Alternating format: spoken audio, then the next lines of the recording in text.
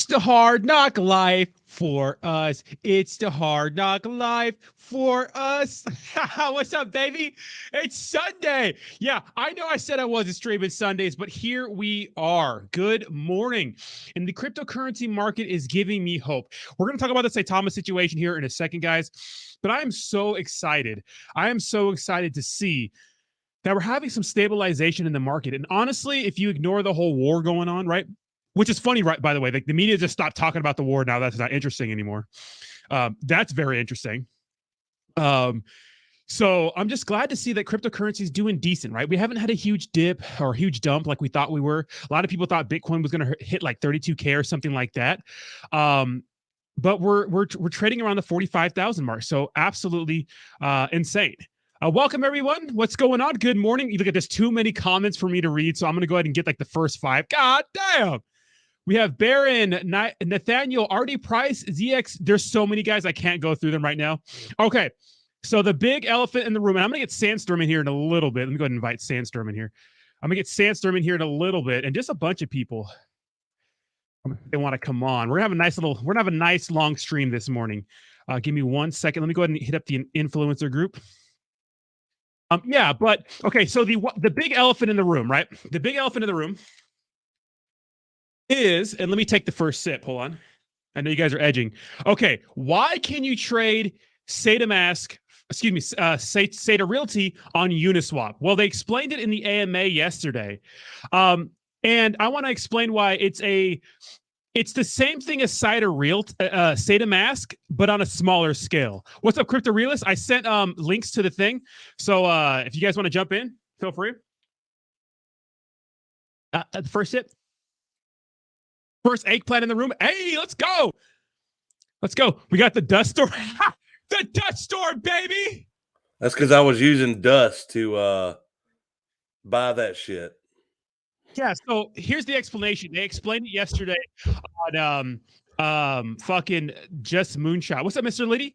They explained it yesterday on the Saitama the Saitamask AMA with Just Moonshot and Scott. So what happened was apparently any rando could take the tokens they bought and create a liquidity pool, even though it's small, on Uniswap, and you can still swap. The only issue is yes, the value of your tokens are going to go up depending on how many people are buying into said liquidity pool, right? So it doesn't matter. But at the end of the day, if you want to take your money out, there has to be adequate liquidity. So if you're going to buy on Uniswap, chances are, what it was like a $60 liquidity pool or something small like that?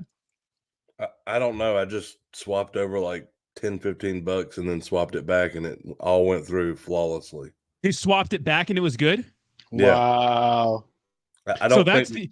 Here's my philosophy. Let me explain to you what I did. Wait, hold on, bitch. I'm not done yet with my thought. God damn.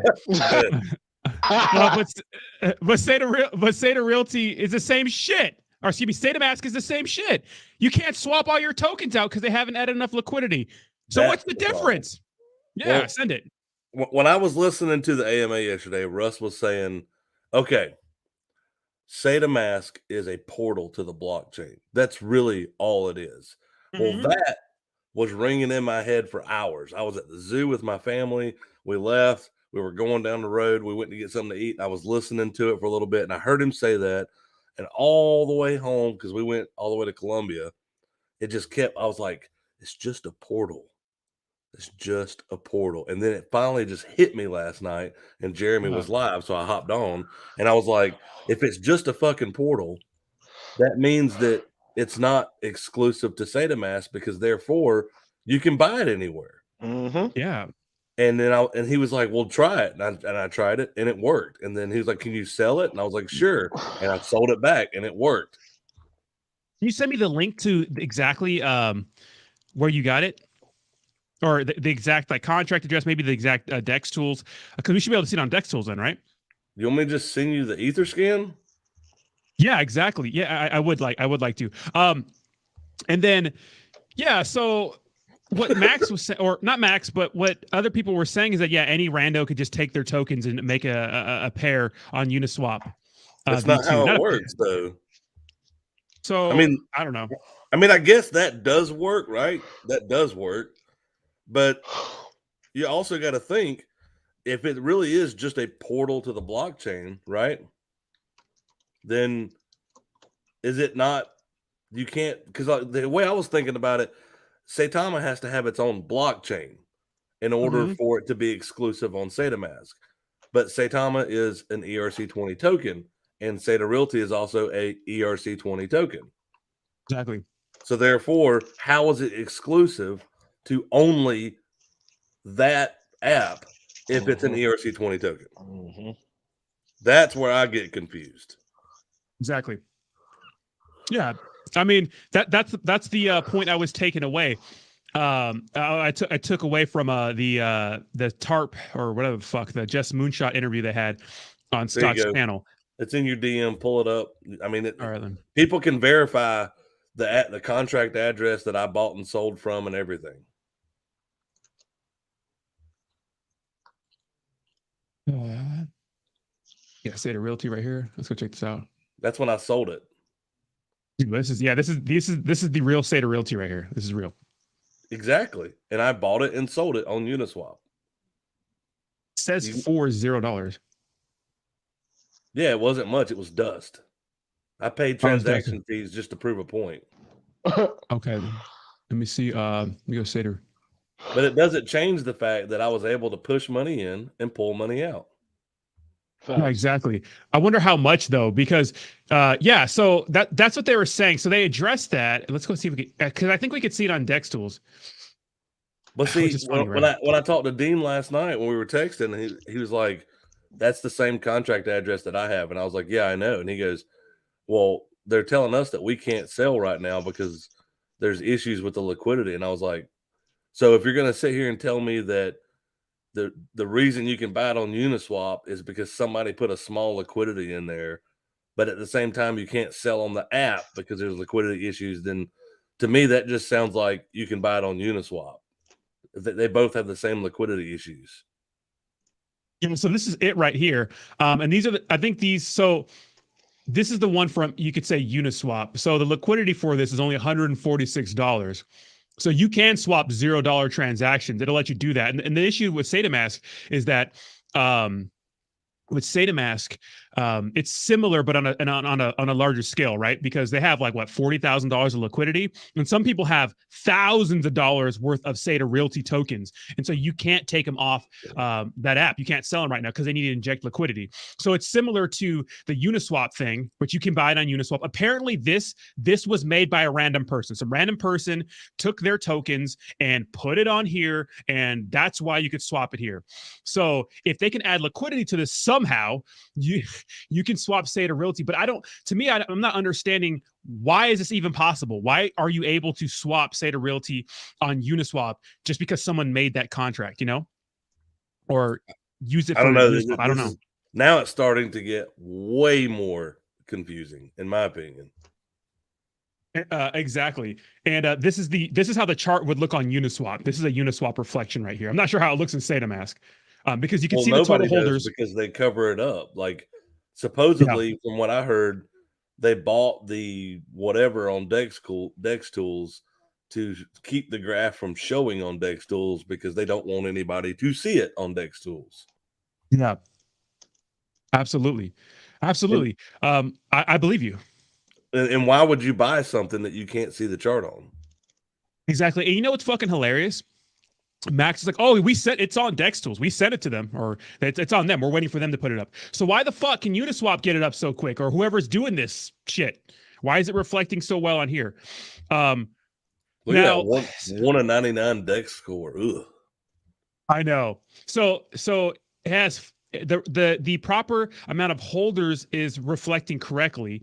The transactions are only 633, which obviously that's way off, right? These are just transfers, but that's way off. I mean, this is the Uniswap transactions. So you can see all the Uniswap transactions down here. Yeah, so I think according to what Dean said too, here's what's confusing. Supposedly it has the same amount of zeros as Saitama or whatever, so it should be a 1-for-1 swap. Well, yeah, some people put in like, say, $4,000 and they're up over $40,000. Yeah. That's crazy. I was talking to a guy last night They put in like $2,500 and they got like $60,000. They can't pull it out though. But they can't pull it out. There's no pulling it out. So that's a fucking honeypot. Why would you make it? Why would you put a contract out there knowing that it's probably going to pump because you have a bunch of fucking zombies that are going to buy this shit? And then when it pumps, oh, there's not enough liquidity for you to pull your money out. So we're going to slowly add liquidity. No, bitch. How about I take my money out when I want my money? It's my money. If you don't have the adequate liquidity, don't fucking put that out there. It's so dumb. This team is stupid. They keep saying they're going to have a revolutionary app. And they keep giving us mediocrity. If Terra had launched like this, and there was an issue where you bought in and you couldn't sell, and they were saying, oh, we still have to inject liquidity, they would get slaughtered. They would get destroyed. Nobody would buy that. They would be laughed and accused and slandered off of crypto platform in general. And then whenever they would go to make another token, they would have to hide their identity. Somehow, Saitama's getting away with this. It's perfectly okay. Guys, give it time. They're going to add liquidity. This is a fucking honeypot. Yeah. How are they not being like fucking sued right now? Well, it's sellable technically, so it's technically not a honeypot, but there's not adequate liquidity. But that's a honeypot. Well, I mean, it's not technically a honeypot because it's not built into the code that you can't sell, but you can't sell the amount you want. There's two different forms of a honeypot. One, the contract's not sellable. Two, there's not enough liquidity, so these guys are keeping all the fucking money. Bro, jelly pot. Let's call this a jelly pot. Well, technically, you could sell $5. Want to buy some coffee? You know, buy some coffee. So I got $60,000 in Saita Realty. Let me go ahead and sell this $5. Let me go get me some $5 increments, baby. I got 5 on it. I got 5 on it. Yeah, you can't sell if there's no buyer. This is a fucking disaster, and they're acting like it's not a big deal. They're acting like it's not a big deal. Yep. They always and look at shit. I like Justin from TARP. I like him, right? But he was holding back way too goddamn much because this is any other rando. They would have been tearing him a new one. I like Justin too, and I think he's a very smart individual. But at the same time, when you start cutting people off that are still like he told me, for instance, anytime you need something, just let me know. I don't mind looking over a contract. I've sent him like 4 contracts recently. Not one of them has he responded to. He looks at the messages, but he doesn't respond anymore. You think Saitama's paying this guy? Duh. Wow. I don't know for sure, but I think that they're partners, right? Well, does he respond? Does he respond to anything you send him, Rodney? I've sent him. He 1 out of 2 things. Lightly no. They're getting all. From what I've seen, they're getting. You guys are idiots. From what I've seen, the entire Saitama community is just completely turning all over the YouTubers. They're hating us for everything. Why are you hating me for pointing out the truth? Oh yeah, because it's the truth and it makes your token look like shit, makes it look like a scam, makes it look like a honeypot. This is garbage. Facts. How are you so? Do we even really need to get into how any of us are going to even own land with this shit? Come on, bro. Because we can't get past storage units. Can't sell. Storage units, guys. We can buy storage units, guys. Storage units. I hate how the people in the wolf pack are so mad. They're going to call us idiots, but are not understanding you bought into a token that you cannot sell. When does that fucking happen? When does that happen? Thank you, Big Fiji. When does that happen? I know Banana Task Force Ape. I really like the project and I like the NFT. But how is it that you're going to be able to buy into a token? Your tokens multiply where you probably get life-changing money, 50K, 20K. That's life-changing for some people, and you can't pull it out because we don't have liquidity. No, motherfucker. Let's get into this too. How about the fact that I was listening to the Wolfpack leaders? They were talking. They didn't think anybody was listening. You know how I have to do. I have to ghost it where I put it on the browser so they don't know it's me, because otherwise they'll boot me. And Anime lost 1 trillion Saitama tokens on the transaction. Wow. Now That's not lost. They didn't like disappear and go poof. That was called a liquidity provider fee. What? Yeah. He's providing liquidity? Everybody is Uniswap has a 0.3% transaction for liquidity provider fee every time you buy and sell stuff. That means that you pay them. So if you provide the liquidity, you get a part of that fee. Right. Yeah.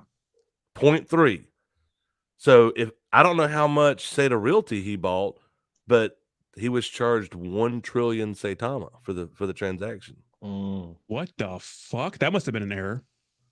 I don't know. There was two other people that said they lost 1 trillion. There was a couple people said they lost about 500 billion. It seems like the numbers are all over the place. Like some are getting small provider fee transaction fees, and some are getting really large ones. It's fucking absolutely insane. And we're going to play this next time they have an AMA. Saita delay bingo. I'm actually serious. Look at this. Working on the back end, bots. No other product would have. We are learning for next time. We caused the most traffic ever seen by hackers trying to keep us down. Russ misuses a basic networking term. Building the future of blockchain congestion. They need to make it a bigger card because there's so many more you could add to that. There's like, it's just a portal to the blockchain. Yeah.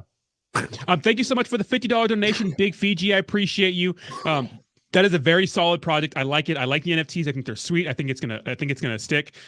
Let me know if you guys want to get together for like a promo video or something like that. I'd be happy to do it at a discount or an AMA or some shit like that. Chris Carter with a $5 donation says, how are they going to save the launch? Can you imagine how long it will be? They will be so-called working on the back end. Yeah, it's crazy. Look at my only issue is that this whole time we've been telling people that this is revolutionary. We've been telling people like, hey, we're going to do this. We're going to change this. We're going to be better than this. We're going to get on so-and-so's exchange, steal their customers, yada, yada, yada, yada. And all the time they keep fucking this up. How are we supposed to do that when we keep fucking this up? How? You know, how are we supposed to be better than these people when you keep fucking it up like this? This is not a sign of what's to come. Russ is just like, oh, well, you know, you could just, you know, I mean, we're going to get better in the future. It's like, bitch, I'm not trying to wait for you to get better. You told me it was going to be better and best now. Facts. Why are you lying? Well, I've heard the excuses on this already. Man, we're not even a year old, guys. This is still so new. Come on, like, this shit ain't new no more, bro. We have to give them time to get this right. We just have to be patient. We're all going to be millionaires. I heard this yesterday. I was like, are you fucking kidding me? Yeah, it's sad, bro. This is crazy. So what do you think? Do you think they're just going to add liquidity and try to fix this and it's going to keep being fucked, kind of like the app? Or do you think they're going to V3 launch? The first one. You think so, Mr. Lee? Yep, the first one, bro. First one, man. The first one, man. It's crazy. It's like you blacklist 100 people, and even Feltron. By the way, Feltron reached out to me and apologized. By the way, he reached out to, and now you're not gonna die. So you're not gonna die. He don't like Saitama no more, man. But I told him that we should still have a fight live on YouTube Live September 30th when my ACL heals up. Well, when I was at the zoo, I did come across Curious George, and Curious George was making motions of asking me where the man in the yellow jacket was, and I told him Faltron's not here today.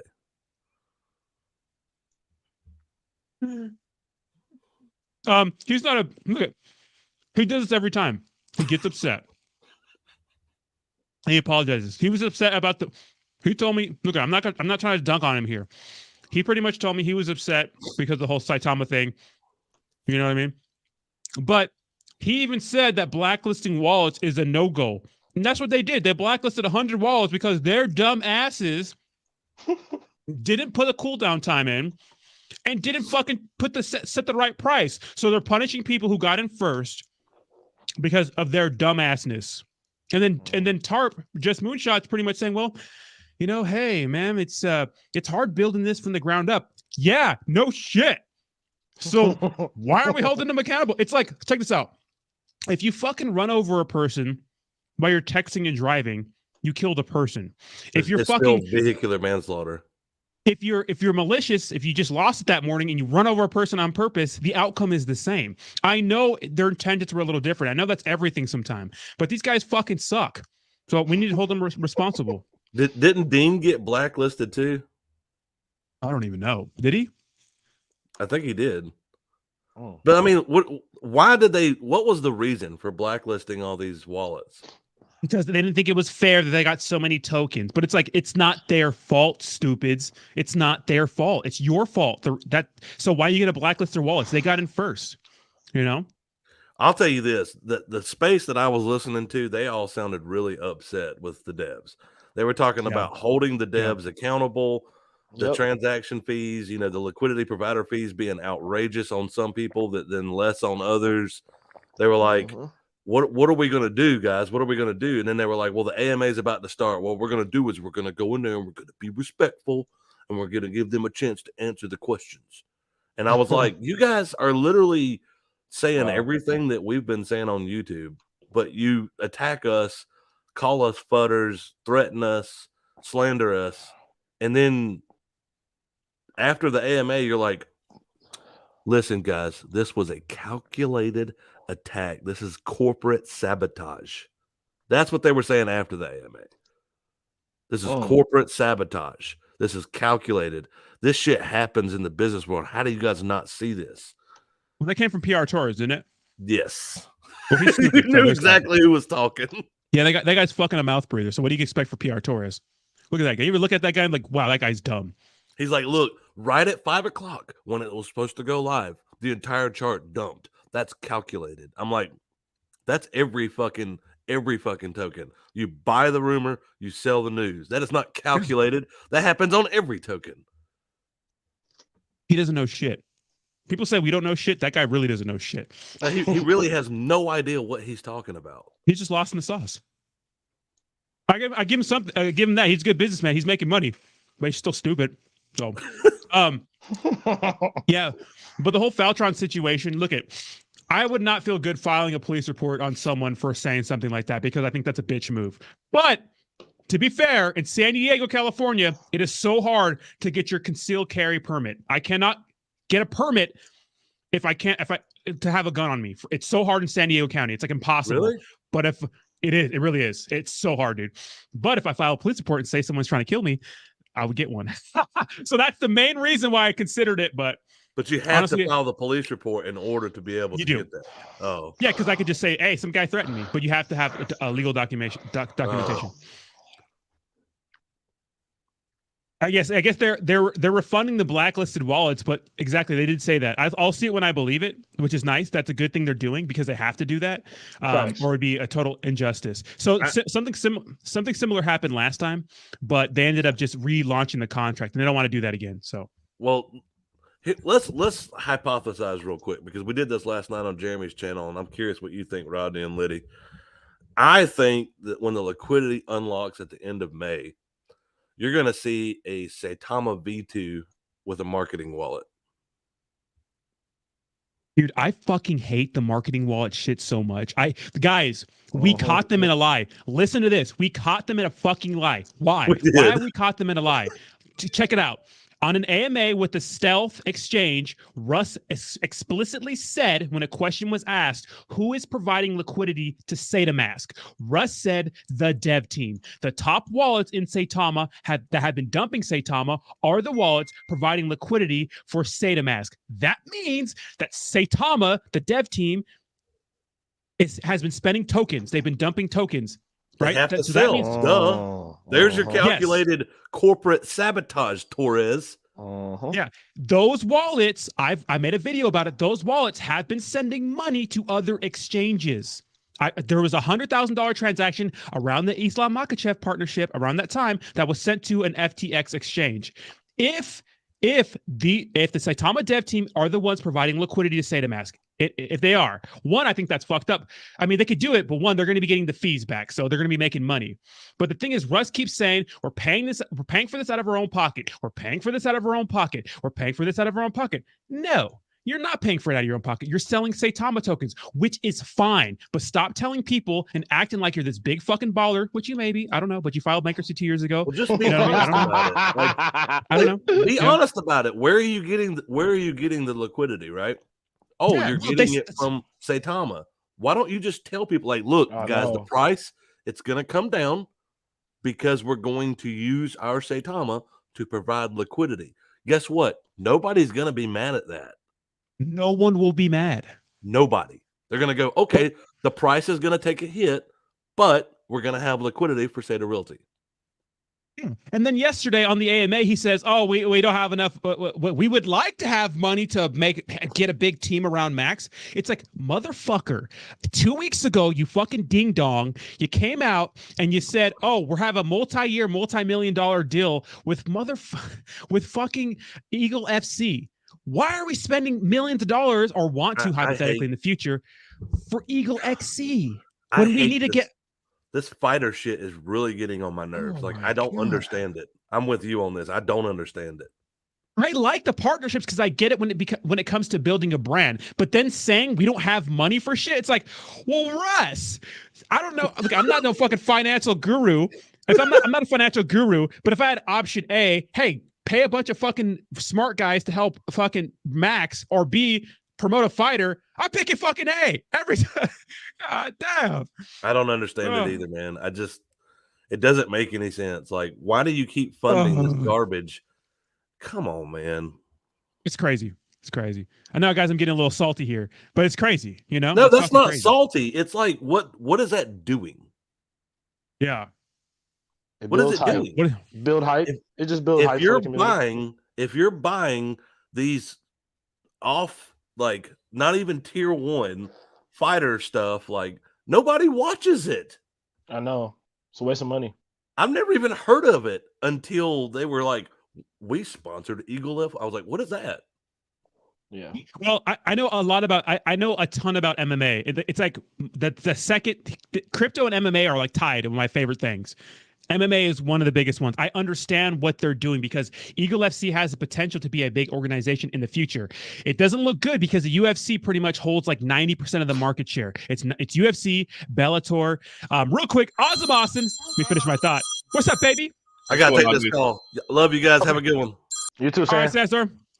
I get it. I understand, but at the same time, it's like it's rolling the dice, paying this company millions of dollars if they may do well in the future. Usually what happens to fight promotions is that they end up doing okay in their own sense. Sometimes some of them go bankrupt and just dip, but you can't compete with the UFC right now. So investing millions of dollars into a speculative play like Eagle FC to me is fucking stupid.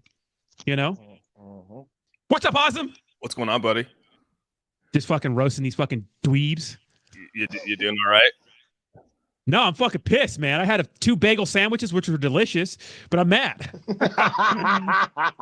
This is I don't know, man. I think it's just it's crazy. I know you don't call. I don't call it a honeypot either. I guess where my issue is though is right now you don't build a contract to hold people's funds. I mean, nowhere in DeFi do you see that, and anyone that does do that, they get crucified. And so how come this one is any different than those? You know, and I get that you can cash out $9, $15. Like, that's cool. Like, wow. That's not what DeFi was built for. And in addition to that, my last thing here is who usually has the step ahead of everyone else? It's the developers. And Elon Mansour and all them bought into this just like everyone else, which means that when the floodgates open up and they can actually sell more, who do you think is going to be left holding the bag? It's going to be all the small guys and all the small girls and everyone like that, because these devs are going to coordinate them taking out their money before everyone else. Because, you know, once those floodgates open, who's going to sell first? Absolutely. What's up, Shane? How you doing, bro? What's up, man? I had to jump in, dude. I had to jump in. Man. I usually don't get involved with drama and stuff, man, but let me tell you something. The Saitama drama's got to stop with Saitama and their wolf pack or whatever you want to call them, because people are getting wrecked right now, man. And if we just stand aside, man, it's crazy, man. What's going on? Shit. Over and over. Absolutely insane. Well, it's funny that they also, what I thought was funny is every time this thing gets below loses a zero. Somehow one of the whales, right? And they were totally counting on Terra. They've been counting on any other token that does the same thing, where they say, oh, well, that's just one of their developers that comes in and buys it up. Well, for the last day, every time this thing went below like 8-0 or lost a 0, they went back and bought it. Go look at the wallets. I mean, like the one that just bought right now is like their top like 5 wallet, and he got it right back above. Got their 0 back. It's a joke. Yeah. Hey, who was on the Twitter Spaces the other day? There's a certain name. I'm not going to say his name. Y'all will probably say it, but Feltron. They had some people that sounded defeated. They even sounded defeated as hell, like saying, "Hey, Russ, we got to get some dubs. We got to get some wins because we're getting wrecked here." That was Feltron. So, come on, man. He said, what do you say? Scallywags or some shit like that? Scallions? What do you say when he described other malicious projects or some weird word? Yeah, he was shook. Here's the thing. Different people have different tolerance for bullshit. And I understand the allure of Saitama. I get it, guys. I was new to DeFi, but I'm learning, okay? And the more I learn about DeFi, I understand that this shit is not revolutionary. It really isn't. It's not. It really isn't. It's not doing anything better than what's currently on the market, especially in its current form. But they're duping investors because Russ is a smooth talker, right? He's a smooth talker. Russ is a smooth operator. I don't know what he's done before in the past, but this motherfucker knows how to talk people into some shit, right? So Crypto real estate, it was rapscallions. Yeah. Rapscallions. Yeah, he called people rapscallions, which I'm like, what the fuck? Because their tolerance for bullshit is higher, and they probably have thousands of dollars or trillions of Saitama invested, so they want to see it pump. But slowly but surely, people are like, wait a minute, this motherfucker keeps lying to us, and now we're having this minor issue that random shitcoin poopy butt Inu coin. They don't have it. They don't have at launch. When I've been able to sell, if you throw things in the token sniffer, I've been able to sell all the tokens I invest in because they have adequate liquidity at launch. You know what I mean? So yeah. What got me with them was I've been in crypto on and off since 2016, and those of you that know me, I was with Binance. I was one of the first angel investors. I was with them for a while as on the angel team, and when I heard that Saitama was... Go back. How much did you get in Binance for? I had 10,000 BNB at once. I was one of the top 30 holders at one point. Wait, what price? I got it at 10 cents.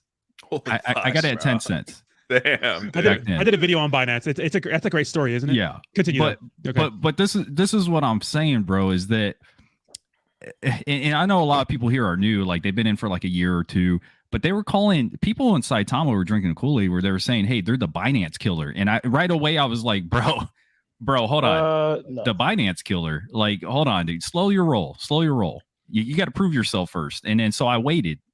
And now, I mean, have they proven themselves to be the Binance killer? I'll let the community be the judge of that. Mononuke killer, maybe. Good morning, that guy. Appreciate you, bro. But that's the thing, though, is that so after Sandstorm went on there and did this last night, I was like, God damn it. You know me, I was like, I got to pull up my wallet. I got to do this. And dude, the transaction, I mean, it works, dude. I mean, exactly what he did. Yeah, it works, dude. You can do the same exact thing. Go into Shiba Swap. Go right now, pull up Shiba Swap, and you could probably swap it in Shiba Swap as well. You could probably go on Dojo Swap and do the same damn thing. I haven't done it, but I'm just saying, like, it's just another swap. That's all Saitamask is just another swap. Exactly. Except they have an app, and they have an app. That's what they have. They have an app. It's not just a web-based thing. You don't connect to something via the internet. You have an app. It's supposed to be all in one. But SafeMoon has the same shit. Exactly. They've had the same shit.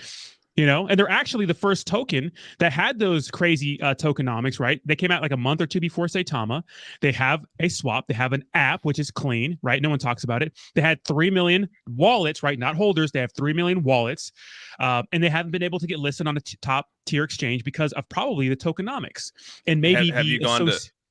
Sorry, go ahead, Ronnie. No, I would just say, have you gone to their community and saw how they treat people? Have you been in one of those spaces? I haven't, but I heard they're crazy too. They're actually pretty nice. I mean, they let you speak. I mean, they're actually pretty damn nice. Wow. Yeah. Wow. Jeez. Well, yeah, a bunch of goons. They don't censor you. Anyways. They don't censor you when you have a legit question. That's a sick SHIB painting or whatever that is. A picture or painting. I appreciate that, man. Yeah, I like that one. It's pretty huge. Yeah, that's dope. That's sick. So the reasoning behind the Dex tool thing is this is a Uniswap pair, right? Or this is a whoever got liquidity, Max or Just Moonshot explained it yesterday, saying that some rando took his Saita Realty tokens and launched something on Uniswap. So you can see the total transactions here for 63, but you can see the accurate holder count because there's obviously way more transactions on Saita Realty. Saitamask. So any rando with enough liquidity, which is only $160, you can see right, or $140, which you see right here, can launch it on any fucking swap they want. It's like, what? Lord. Yeah. Onward to Valhalla said, why is Wolfpack unwilling to listen to packs? Look, let me answer that for you, because it's you gotta understand it's a mob mentality, right? And I've been following and just being quiet about everything. And I'm not gonna I don't want to judge an entire community based off of a few bad apples.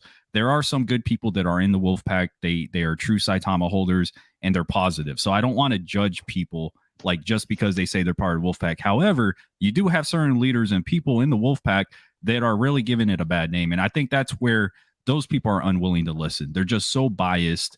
They're so toxic. And, this is, hey, Rodney, this is where I had to come out, man, because the shit the other day when people start threatening lives and they literally have no constructive criticism or anything to give or information to give to the community members, when they start attacking individuals and threatening individuals, that's where I've got to draw the line as a person, right? That's unnecessary, man. And that's where I have to come out and say, hey, Rodney, I back you up when it comes to that. I don't think anybody that should have that type of influential power should be threatening people saying they're going to kill them if they see them. Like that's bullshit, man. So I think he was in a drunken rage. He's probably doing some drugs or something. Like, I know what kind of person he is. I've never met him, but like judging from what he does around the community or how he portrays himself as like a degenerate gambler, like I'm sure he was just drunk or high on some shit, right? And it regretted it in the morning because I'm not sure what his criminal past is. But if I file a police report saying, motherfucker, you're threatening to kill me, you know what I mean? It's probably not going to be good for him. So, but I do appreciate you coming out. I appreciate you, Shane. But like exactly, this is their community, and still, Russ, they don't say shit about it. No. You know, but this is a good point we have on screen. That Uniswap pairing is nothing more than what an exchange would do if they wanted to list a token of their own. And this goes back to the Bitmark thing. Remember when Bitmark got hacked and they got all their Saitama stolen? Well, that was their Saitama that they had on their exchange. So every exchange actually shows up in Etherscan as a wallet, right? So similar thing. Yeah. So how many? I heard y'all going earlier about this honeypot, not honeypot. Either way, the contract's fucked. And I keep looking. I keep hearing, man. I keep paying attention to this space. And this is not FUD. This is just facts. We're laying out facts for y'all. How many times have they come out in the last 6 months and said, hey, this is coming out. This is coming out. It's going to be good. We're working on the bugs. We're working on this. There's only so many times you could fuck something up until people start really holding you accountable. And I think that's, Rodney, that's what you've been doing since last year. I think November or something. And they were calling you Fudney and all this and that. But now it's all starting to actually play out. People are seeing it. And, that's where we're actually coming out and just saying, hey, look, man, at the end of the day, these are facts. This is not FUD. Facts is not FUD. So sorry about your feelings, Yeah. I mean, isn't that weird though that you can actually take this contract, you can upload it into Uniswap and swap out, you could buy Saita Realty. If it was fully exclusive to the mask like they're saying, it doesn't matter. You shouldn't be able to do that. That's my thing here. It doesn't matter how many tokens you buy. It doesn't matter. Like their excuse is, well, they can only buy $15 for it. It doesn't matter. That doesn't make it exclusive to me still. Like, you know what I mean? And the only reason you could probably buy 15 is because the liquidity pool is all jacked up and your numbers are messed up. But when you guys get that all sorted out and all, works out in the end here, can we still go buy it on Uniswap? I mean, it just seems it's just it's depressing. Still ERC it's super 20 depressing, token, right? Yeah, it is. And it's depressing. That's what I'm saying. This is super depressing. And and the only way we can stop this is by coming out and telling people that why do we keep supporting this? Because if it were any other token, any other project, they'd be crucified and they wouldn't be here in 30 days. It would have been terrible. Let it have been Terrareum, bro. It'd have been over for them. Any project, right? Like even if Binance did it, they'd be all over that shit, right? You know, if anybody did any of this. So the only way Saitama is floating right now is because the developers are putting money back into it. Go look at all the wallets over the past 48 hours, and every single wallet that has purchased more than 10 Ethereum has been like a top 25 wallet. Yeah. Here's this one. Yeah. I honestly I didn't even screw with it. I did not entertain this at all because I don't want to lose money. I don't have faith. Like, why? Let me ask you this as investors, right? And this is not financial advice. Why would you put your money into a project consistently over and over and over and over again, knowing that there's constantly issues and that you're losing gas fees? I think I even saw some other Wolfpack leaders that were saying, you know, they were commenting about them wanting to get reimbursed. Somebody had lost like $700 in gas fees or something like that. And it's true, man. Like it's true. Like that sucks, especially if you're a community leader and you're telling these people, you're encouraging these people to get behind a project, and you yourself as a community leader is losing gas fees. That sucks. And now you have to try and dance around the scenario of trying to convince these people to like just hang in there. Here's hopium. Everything's going to be all right, but it's not. And then the fact that Russ isn't condoning some of these threats and stuff coming from the core community members, it's a bit concerning, to be honest. Well, he doesn't give a fuck. First of all, he's a fucking goon himself, right? He doesn't give a shit. And especially since, look at, they never acknowledge me, which is fine, whatever. But they know I'm on that ass, right? And they know that they don't care about me getting threatened. Free. You live rent free in their head, dude. I fucking hope so, because they all block me. Not Saitama Guru, but a lot of the dev team blocked me. Never interacted with them ever in my life. Yeah. Yeah, I'm confused by this comment by Richard in chat. He says, you are just giving the dev team the perfect excuse to pull the project with your fuddy. So let me get this straight. So we are the reason that a project now has an excuse to pull the project because of us. First of all, that's retarded. And let me tell you why. Because a dev team shouldn't be concerned about what anybody's saying if they're doing the right thing. They should be concentrating on building. CZ from Binance ignored all the FUD.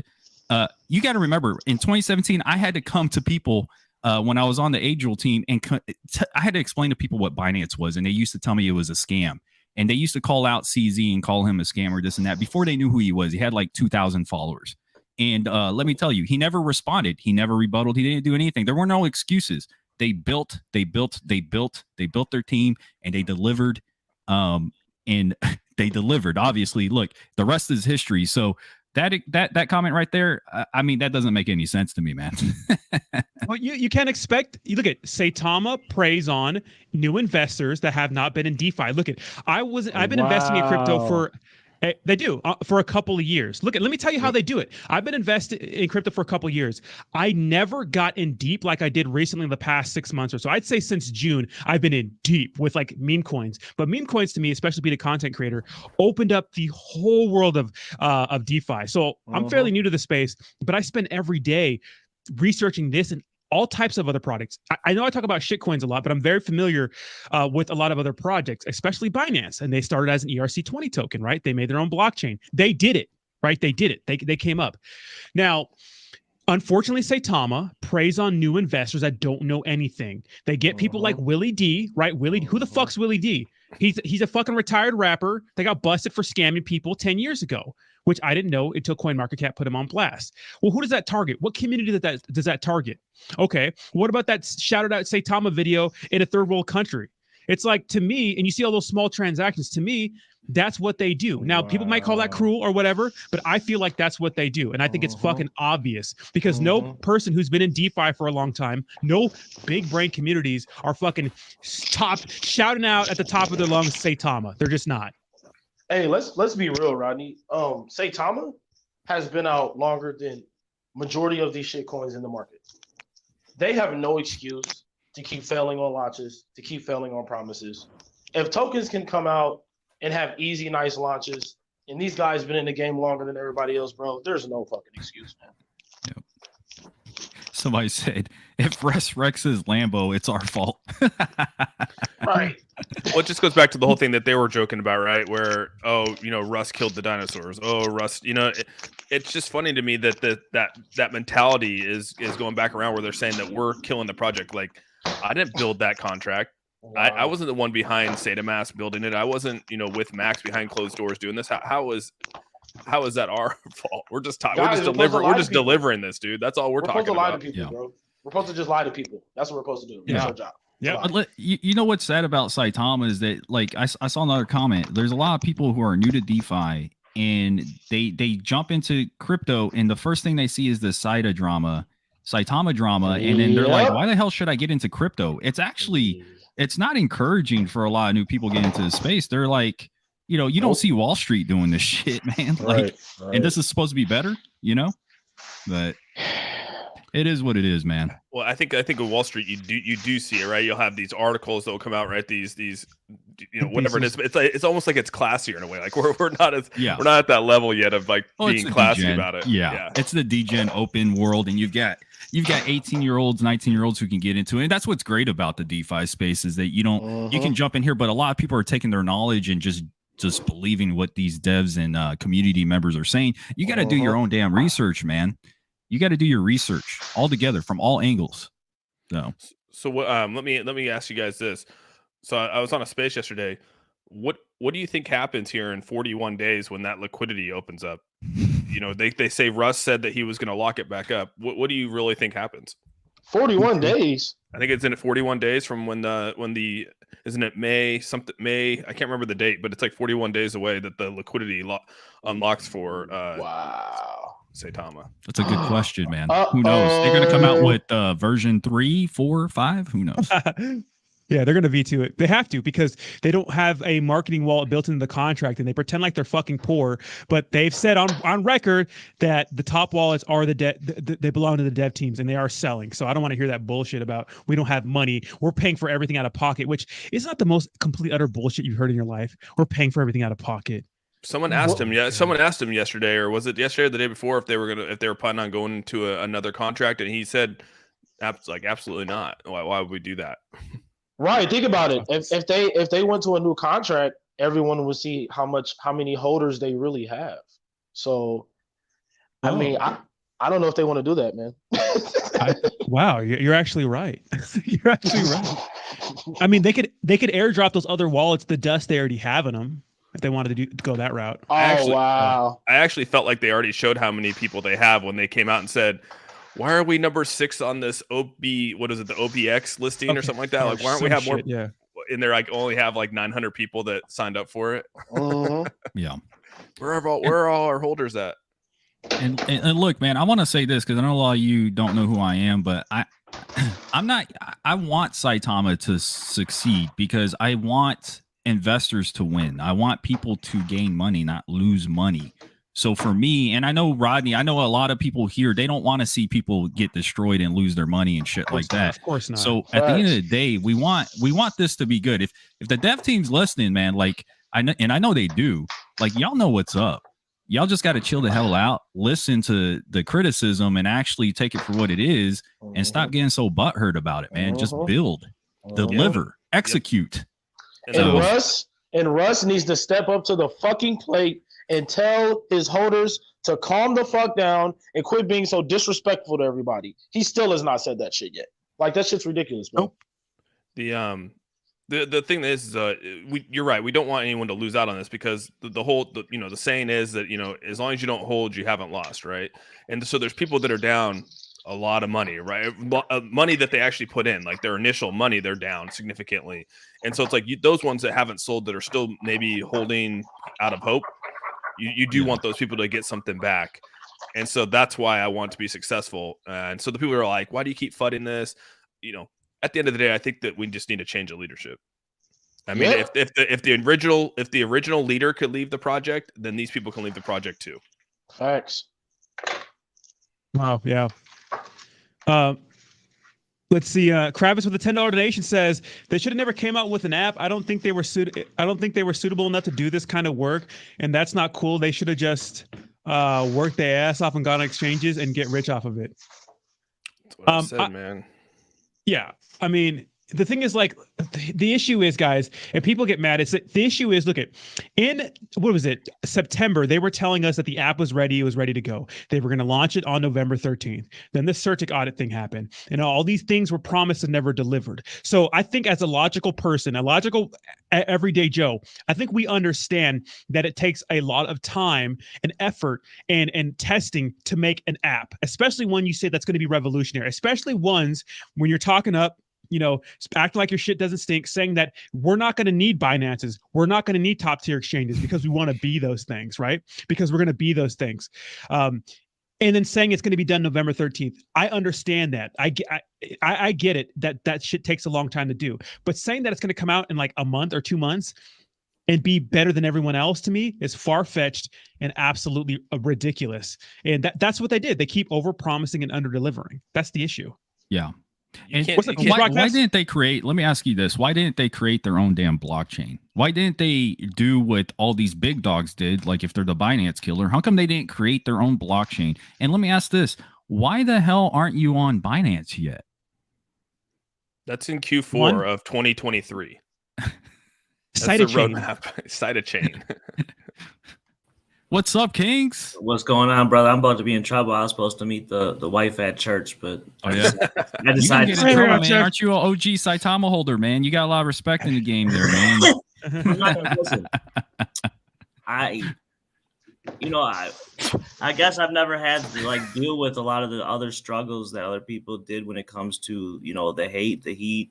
I typically try to stay out of that shit, but I mean, I got into Saitama very, very early, and I made a lot of money, and I got out when at necessary timing. I'm not, like I told everybody, I've watched this happen for many years with projects. Like that whole buy the rumor, sell the news sticks true to every single project in the space.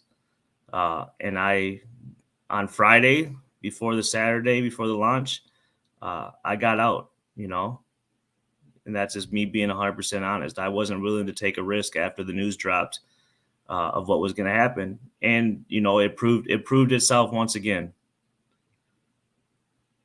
Smart man. I got it shouldn't have to be that way, it shouldn't, but unfortunately that's the way the space is. I paid. It was hard. It was a hard journey. Like, don't get me wrong. Like, I took profits along the way, but I got in. I paid $22 a trillion. And when I got out, I sold for about 160,000 plus a trillion. So, woo, that's awesome, man. The crazy thing is about the Saitama dump is that buy the rumor, sell the news event. Usually you don't see a dump like that because of the good cattle. So there's going to be a buy the rumor, sell the news event, but to that dump after has been all just self-sabotage, which is absolutely insane. Facts. But go ahead. The way they managed a lot of things, it was very unprofessional. I'll be honest with you, I brought my wife down there with me, and I have relationships with the developers, and even when she got a bad vibe. She told me when she met MK, she was like, and I'm not trying to she's like, who are these people from the mob? Because the way certain individuals were carrying themselves down there kind of felt got that mob vibe.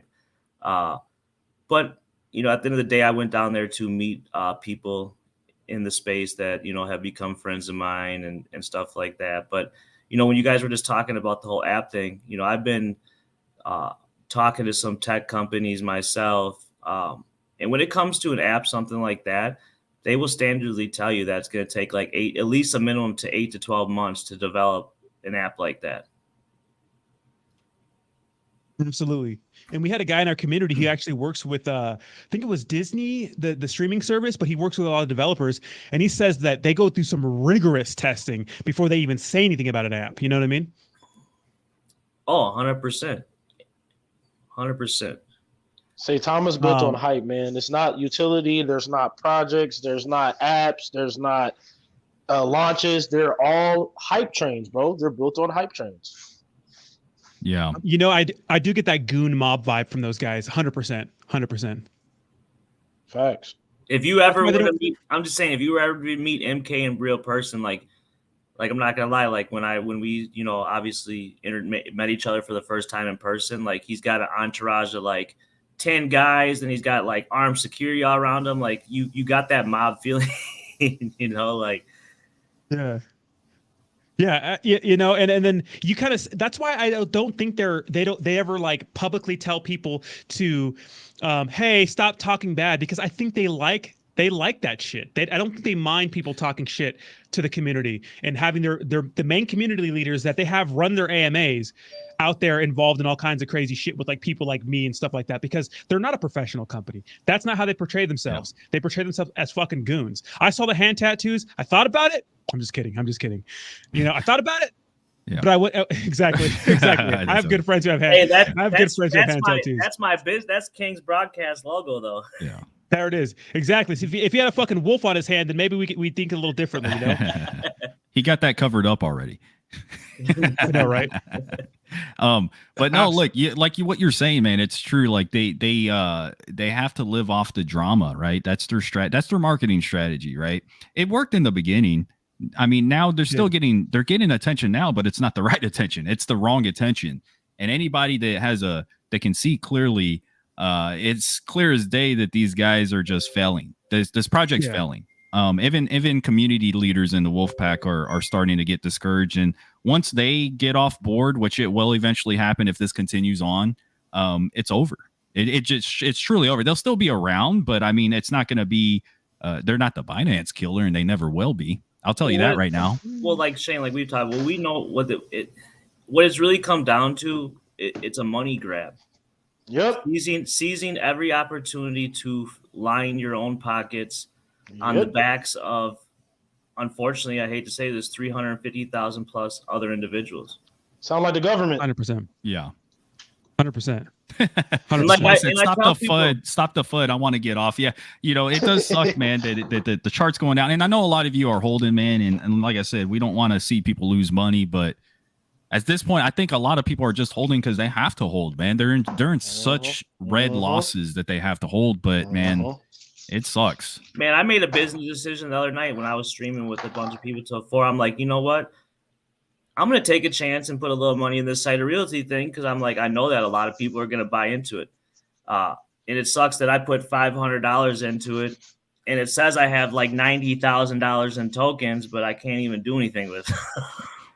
What other launch from a revolutionary app, Binance killer, hashtag we don't need anybody, we're going to be whatever. Who does that to you? When they don't need anybody, but aren't they begging to get on another exchange right now? That is like I've never heard of before. You have to get a VPN to send funds to that Chinese exchange or whatever it is. It's like Here's what I said yesterday at that AMA, and you know, and Russ is you know, somebody who I've had personal conversations with, somebody I have in my phone that I've talked to. Like, here's my issue with the whole thing is like when I listen to when people talk and they speak, and like when you contradict yourself, like, okay, we don't have, like, the one thing he always wants to hammer on is like, we don't have a marketing wall. Okay, we understand that. In the beginning, what most people don't realize is that the community was really putting the marketing wallet. I mean, Mary with Crypto paid for the first 2 exchanges out of his own pocket as an investor to help this project. And then they did raise funds for other things. But okay, you don't get to create a revolutionary app if you don't have the funds for it. On top of that, people are asking about exchanges. We need to get some W's. But here's the bottom line. If you don't have money, you can't get on top tier exchanges. Period. Yeah. Exactly. Yeah. So you're telling people you're out shopping, but you're telling everybody that there is no money. So I guess I just don't get it. I just thought I get that there's a competition going on. You know, I see that Shinja's in there. I see a lot of other tokens are trying to get listed on here. But to go out there and tell someone to change their VPN so you can log in, I mean, from the main developer, from Russ saying go out there and change your VPN. I mean, do you guys realize like that's not legal to do? I mean, like. Scammy as shit, bro. Desperate. Well, here's a prime example. Leash. What business doesn't go through issues? Are you all done? Like, I know. Listen, I look at crypto DeFi from a business standpoint, and most people know that. I don't even like to call them projects because in reality, these are businesses. I'm not up here to FUD or anything like that. I'm holding individuals accountable. I was part of Saitama Mhm. before there was ever even a wolf pack created. You know, and there's a lot of people in that community that I care about, I respect, that are friends of mine. And they're stuck in a situation where they're either down on their bags or they come to me all the time like, what should I do? What should I do? And I'm like, I'll never tell an individual what they should do with their own money. All we can do is start making sure that we hold the managers of these companies accountable. And kind of, it's like, I think if we can get enough like of this information out there, we can get the people that need to push these individuals to actually do their job. It's going to be a benefit. I don't think people realize that, because there's been too many, you know, oh, we love you, you're the best, you're great. In reality, it's like, no, it's time to get to work. Yeah, and when it comes to exactly, we're tired of the fucking excuses. It's time to move on. You want to be this great company. No one cares about what the hell happened technical. I understand this shit happens, but we're past that. It's like deliver or just shut the fuck up. No one cares. But to go off your point, what they were saying yesterday in the AMA was, we have money. Russ is happy to shell out all the money it needed to get on these top exchanges, but this is a freebie for the community. But to me, it's like, stop acting like you're paying for everything out of pocket. You're not. These top wallets are dumping. They belong to the devs, right? Yet that's where you're getting your money from. I mean, and where do you think they got that money from originally? They got it from 350,000 other people that they were able to cash out on top, pull out their money, reflections, all that stuff. They're able to put it back in their pocket, and now they're putting it back in. So, I mean, at the end of the day here, it's still built off the backs of 350,000 people that are still down on money. That's how I look at it. Who do you think dumped at all-time highs? You think those were new DeFi investors who had hopium? Hell no, dude. Just think about it. Stop being sheep. People need to stop being sheep and think real deeply about that. I'm gonna get real honest. I'm gonna get real honest, and I've never been like, I've been always transparent, but there's obviously some things I keep to myself. Ooh, man, this is getting good right here. Oh man. Oh shit. I was. We got a lot of information. I got to turn my volume up. I received. Don't want to come over this way. And this is true honesty. I received a phone call a week before Saitamask launch party, and I was informed to dump my bag no later than Friday, midnight of Friday, the day before Saitamask event. That's some bullshit right there. Wow. Fuck, dude. Wow. And that's what happened, dude. That's what happened. I mean, like, I think go look back at that day. I mean, that's exactly what happened. And how many other people were told that shit? But I was informed. I was informed by an individual that was obviously a friend of mine that was trying to look out for me, because they knew that I held a significant, like, not a huge position. Let's be honest. I'm not, dude. There's people that held so much Saitama, like, it's crazy. It was just somebody that was looking out for me, that's saying, hey, I've caught wind of a situation, or like, really they were trying to hammer on that, you know, buy the rumor, sell the news thing. They didn't want to see me get caught up in all of it. So yeah, I you know, it was sort of weird because I got in Saitama because of one of my buddies who got in right around you. I mean, he bought a little tiny bag and held a ton, and his buddy did the same thing. And I mean, that guy had millions before the Las Vegas thing. And he ended up selling half his bag like 2 days before Vegas. And, he ended up buying a house and like changed his whole life, which is great. But it was just crazy that timing, right? The timing of it all happening right there. And I don't know, man. What about here's a prime example. And he's a friend of mine, Crypto Noah. I'm not going to say his real name, but Crypto Noah is a friend of mine, right? Crypto Noah was the number one wallet in Saitama, the number one wallet, the largest holder. And they praised he sold. They praised him. They made articles about somebody coming to DeFi and making money. But then when he started to sell out, then they went after and attacked him. And here's the thing. Oh, I remember that. If you look at Crypto Noah and what he did it the right way. It took him 7 weeks to sell his bag.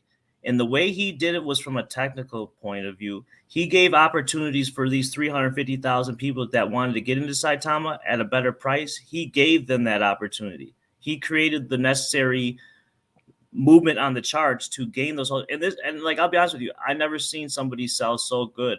I seen him like sell off $1 million over a short period of time and literally make 3 times his money just because of the buying pressure on the back end of people actually waiting for those small little dips to get in.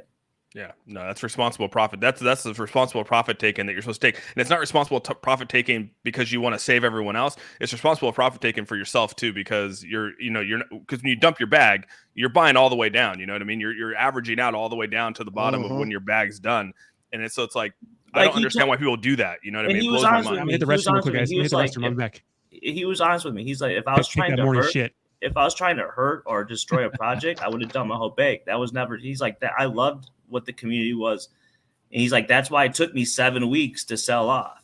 Wow, that's impressive, dude. 7 weeks to sell off your bag. When was that? Around what time was he doing that? Was it after the Vegas event? October. No, October. Oh wow. So he had some feelings way before November. Yeah. You know what's funny? Like you see a lot of people that are like, oh, I'm going to remind y'all negative Nancy's, this and that. We don't care, dude. We cover facts, right? And then at the end of the day, we're moving on to the next project and the next community, and we'll still come back to this if they're still relevant. But at the end of the day, we're not going away. Projects end up going away if they don't build great things. So at the end of the day, like you're not hurting my feelings. Like you don't need to remind me, like, hey, remember when you said this? I mean, it really doesn't hurt me. I'm not insecure or anything like that. So it's just a lot of people are just blindly following. Y'all need to be your own individual self. Doug? Do your research, man, and just if you can't see it by now, like I feel bad for you. There's just a lot of people that don't do. There's a lot of people that are new to this space. Like I get new people on my channel all the time, like asking simple questions about things, and so they're like, they hear Saitama or they hear Terrarium, and they jump in, they ape in when it's on a green candle, and it's like. A lot of these people are just starting out. It's crazy. We sit here and talk about it because we've been doing it. We talk about it for a long time, and it's just like these new people getting in are just getting hurt, man. Guys, do you? Yeah. And do you know how many? Oh, go ahead. So go ahead, brother. Oh, real quick. Do you know how many people jumped into Saitama during that Las Vegas event, though? Like I jumped in right before, and I sold at the all-time high because it was a typical. You could see it building up as like the buy the rumor, sell the news, like literally. Yeah, because you're a savvy. You're a savvy investor. Yeah, imagine that was my first project. So imagine the people's first. Yeah, imagine the people that was their very first project, bro. Ouch. They got stupid wrecked, bro. Yeah. Wrecked. And like, I'll be honest with you, like, I've been one of the most positive people in this space, and I don't get involved in all the drama and stuff like that. I run a consulting firm for DeFi. I've worked with many great projects out there in the space, including Saitama. And I guess I just, I'm all about positivity at the end of the day. Like we can sit here and have a conversation and, and hold people accountable and which we should. Let's be honest with you. Like there's no difference between the real world and DeFi. I mean, it's all the same, like if you're giving your hard-earned money to somebody to obviously make it grow and it doesn't happen, you got to hold certain individuals accountable. But because I don't hold the community accountable because the community is what built Saitama.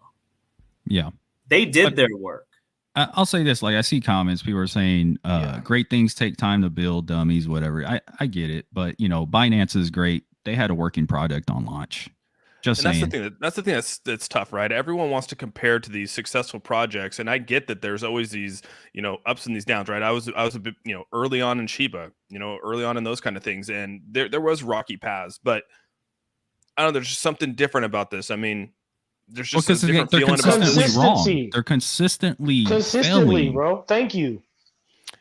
And that's where I'm saying what and my question is when is enough? Like when do people come back and really say the Wolfpack? Even like you look at Faltron. Faltron was almost pretty much saying enough's enough. Like I'm defeated. You know what I mean? Yeah. And when does that come time to where people just say, okay, I can make money on other projects? Like if I just move on from here and focus my energy on other projects that are coming out or other blue chip token. I mean, right now you could have made so much money off of just Ethereum alone, with the market the way it is. But people are not focused on that. They're so focused on this Moonbag and the Saitama that they're missing these opportunities. And it's like, when are they going to wake up? And that's my thing. When are these people going to wake up? Like, when do they wake up? I'll agree with you. Like, I had a conversation yesterday with me and for the last couple of days that we need to take a step back, all of us, and say, guess what? why are we all here? We have to remember why we're all here. Number one, we're all here to be investors to make money. And like I told Shane, I said this last night, you know, the communities, the relationships and friendships that you get to gain and build in this space while you are an investor are a bonus. Mm-hmm. But if people took as much time and effort as they do into all this fighting and drama, they would be very well off right now. Look at Hennock. Look at Hennock, man. I mean, he got roasted in Twitter because he said that he was, selling his bag for his family, for himself. Did you see him get roasted as well in public the other night when he was just, into spaces and the wolf pack were just coming at him? Like, who wants to be part of that kind of community? Wow. Really? Just because he sold, just because he's selling his bag, Like, and he was their number one representative, bro. Hennock was their number one representative, bro. Like, yeah. It's grimy, very grimy. I'll be honest with you. Like when I got into it, I had a number in mind. Like everybody has a number. Let's be honest. I bought in. I mean, I turned $1,000 investment into a 7-figure. That's so filthy. I love hearing that shit like that, dude. But that's what we're all here for. I know. I love it. That's what I love. I love hearing that. Gives me goosebumps, dude. Because somebody obtains what all our goals in this space, you shouldn't be mad at them or attack them for that. No, like that's not what we're here for. We're all here to reach financial stability in our lives. Yeah. Now it depends what you do with that. I on the other hand have reached that first phase, but I want to now make real change in the space and help others get to that point. Yeah. And Shane, you know this about me. I work every day to try to bring people together and, not just out here on YouTube and Twitter, but real phone conversations with individuals, about how we're going to get everybody to obtain that next phase financially. Yeah. I'm with you. So that's why you see me with the Bitcoin shit. I know we're talking about alts, but y'all don't forget the OG here, man. If y'all want a safer investment, you never count Bitcoin out. I'll just tell y'all that. I believe there will be $1 million Bitcoin someday. But the way I look at Bitcoin is you have to financially get to a place before you start. I'll be honest with you, I can dollar cost average into it just like you would an index fund. I hold 50% plus in my bag, and obviously coins I only own one Bitcoin. I'll be honest with you, I only own one.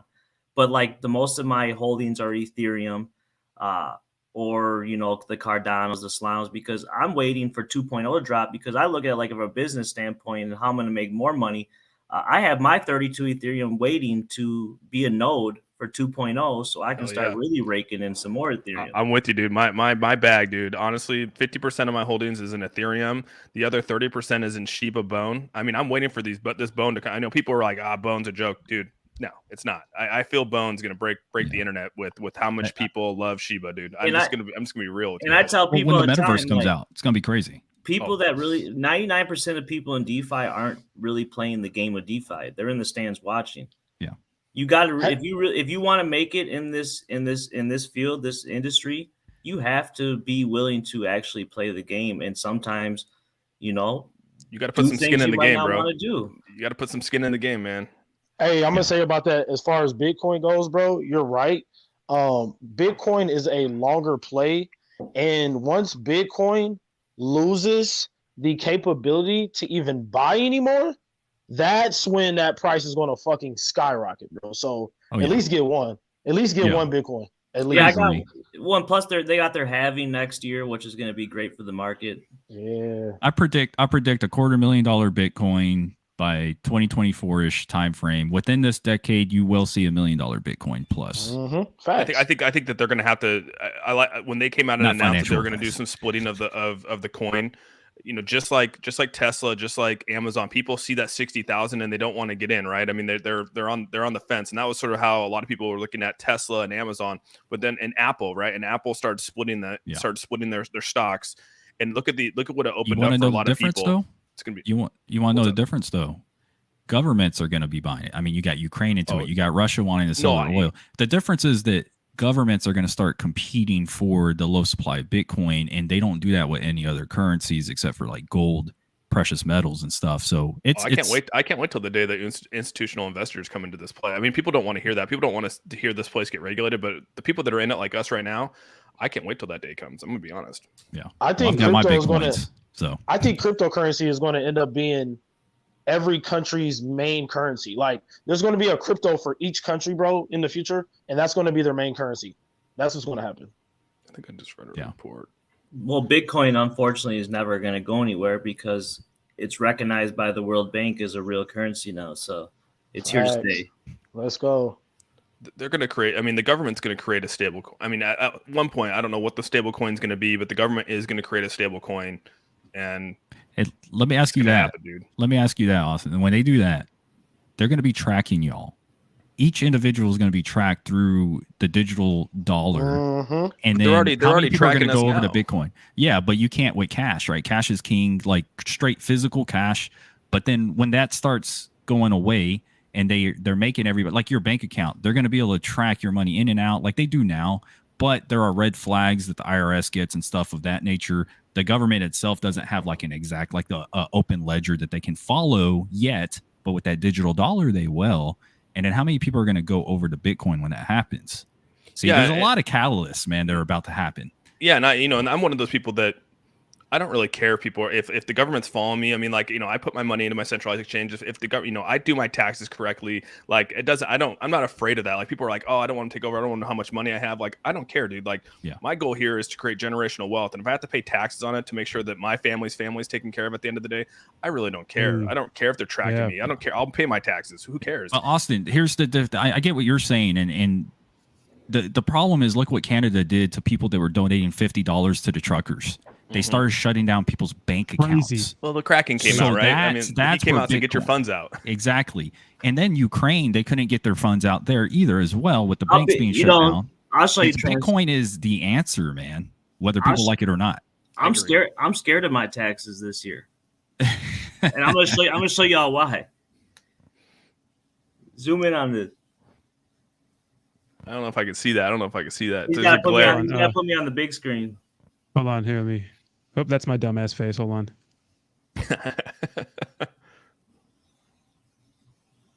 Can't see. Oh, nice. Oh, 137K in transactions. That's why I sold this year. That's why I'm scared. Short-term tax too, I bet. Yeah. Damn. Hope you got some write-offs. Oh yeah, trust me. I got one of the best tax people there is. There you go.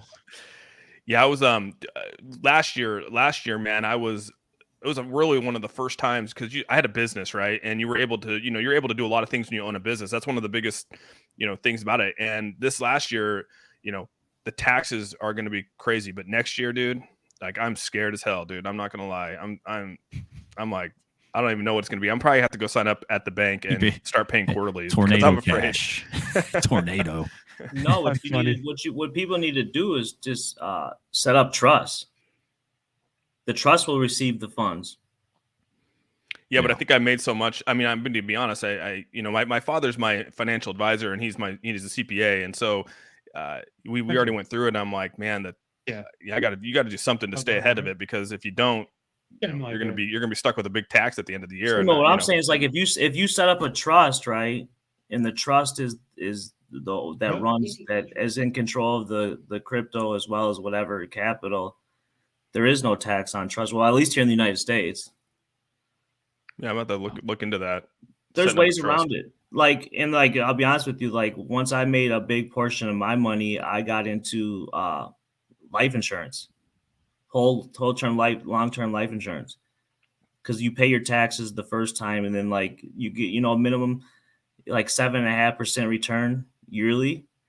I mean, just think of it like this way: if you put $1 million into a whole term life insurance policy, you can collect $75,000 a year for the rest of your life and never touch the original money you put in there.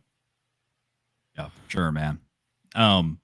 And I think I saw somebody said, no, our kids as kids won't know what Bitcoin is when it get. I will have to disagree there. I think that this is going to be one of the biggest hit in the history books for economics. Bitcoin is definitely going to be highlighted as the digital, evolution for human, and like what we're doing with technology now and the blockchain and everything. And just the Ukraine, like if you look at the conflict right now between Russia and Ukraine, Bitcoin's been saving people's lives, man. It's crazy. Like, that's not going to go unnoticed in the history books. I promise you that. I will say this to this leash demon. if you want to come on my platform and have a conversation and prove that I am a dummy, I invite you, and we can No, you can't. we can You can't definitely reason. You can't reason with these people, man. No, but get them on video, like so people know it all in chat, right? So come on, put your webcam on. We'll have a debate. We'll talk, and let's go from there. That's You can't argue. You can't argue with some people. Yeah, you can't argue with trying to people, argue dude. with a drunk, right? That's what it's come down to, dude. I mean, it's gotten to the point where, I mean, you literally can't argue with these people, so you just sort of laugh and move on. And that's where Rodney has been so good at this, is that he just, he doesn't give a shit because he knows that these people are just, hiding behind a camera. I've been quiet actually right now is because I'm actually looking at a project Jeremy sent me, and like CZ of Binance liked it, Watcher Guru liked this post, Bitcoin News liked it, Titano DAO, BSC News, they all like this post from this fucking fair launch that's going on right now. Well, it's pretty much an unlimited pre-sale for this project. DM me that. And I'm thinking, DM me that. I'm thinking about aping into it. Okay, I'm thinking about aping into it. Probably safe wallet, huh? Yeah. He said, "Why do you shill pump and dumps to people every day?" Line up. I've never shilled a project in my life. I've only talked about project. See, like I tell people all the time, it's not my job to shill. Go look at Goat Token. That's not a pump and dump. That's what he talks about, and he doesn't shill about it. He actually brings facts. So I just put it into the influencer group. If I'm going to shill anything, I'm going to shill a community, not a project. That's the developer's job, is to inform you why you should invest in their project. Like. But look, the people that say you should do shill pump and dumps, you do this, and they got so much hate, they're still trying to figure out how to make money in this game. That's first of all, that's their first issue. So stop spending your energy on us and spend energy on trying to create your own financial wealth, and then maybe you'll understand what we're saying. Mm-hmm. Yeah, they're watching the wrong video. They're watching the wrong video. They really are. And I'm still they really are. And I'm still willing to help everybody. We can have a conversation. I can, you can learn. I can maybe learn something from you, but you can also learn from me. Like, dude, there's it's funny how people get this people's concept of like words like FUD, words like shill. Just because you give a token or a coin a platform to come talk about their token doesn't mean you're shilling it. You're just giving them a platform to come talk about it. Just like,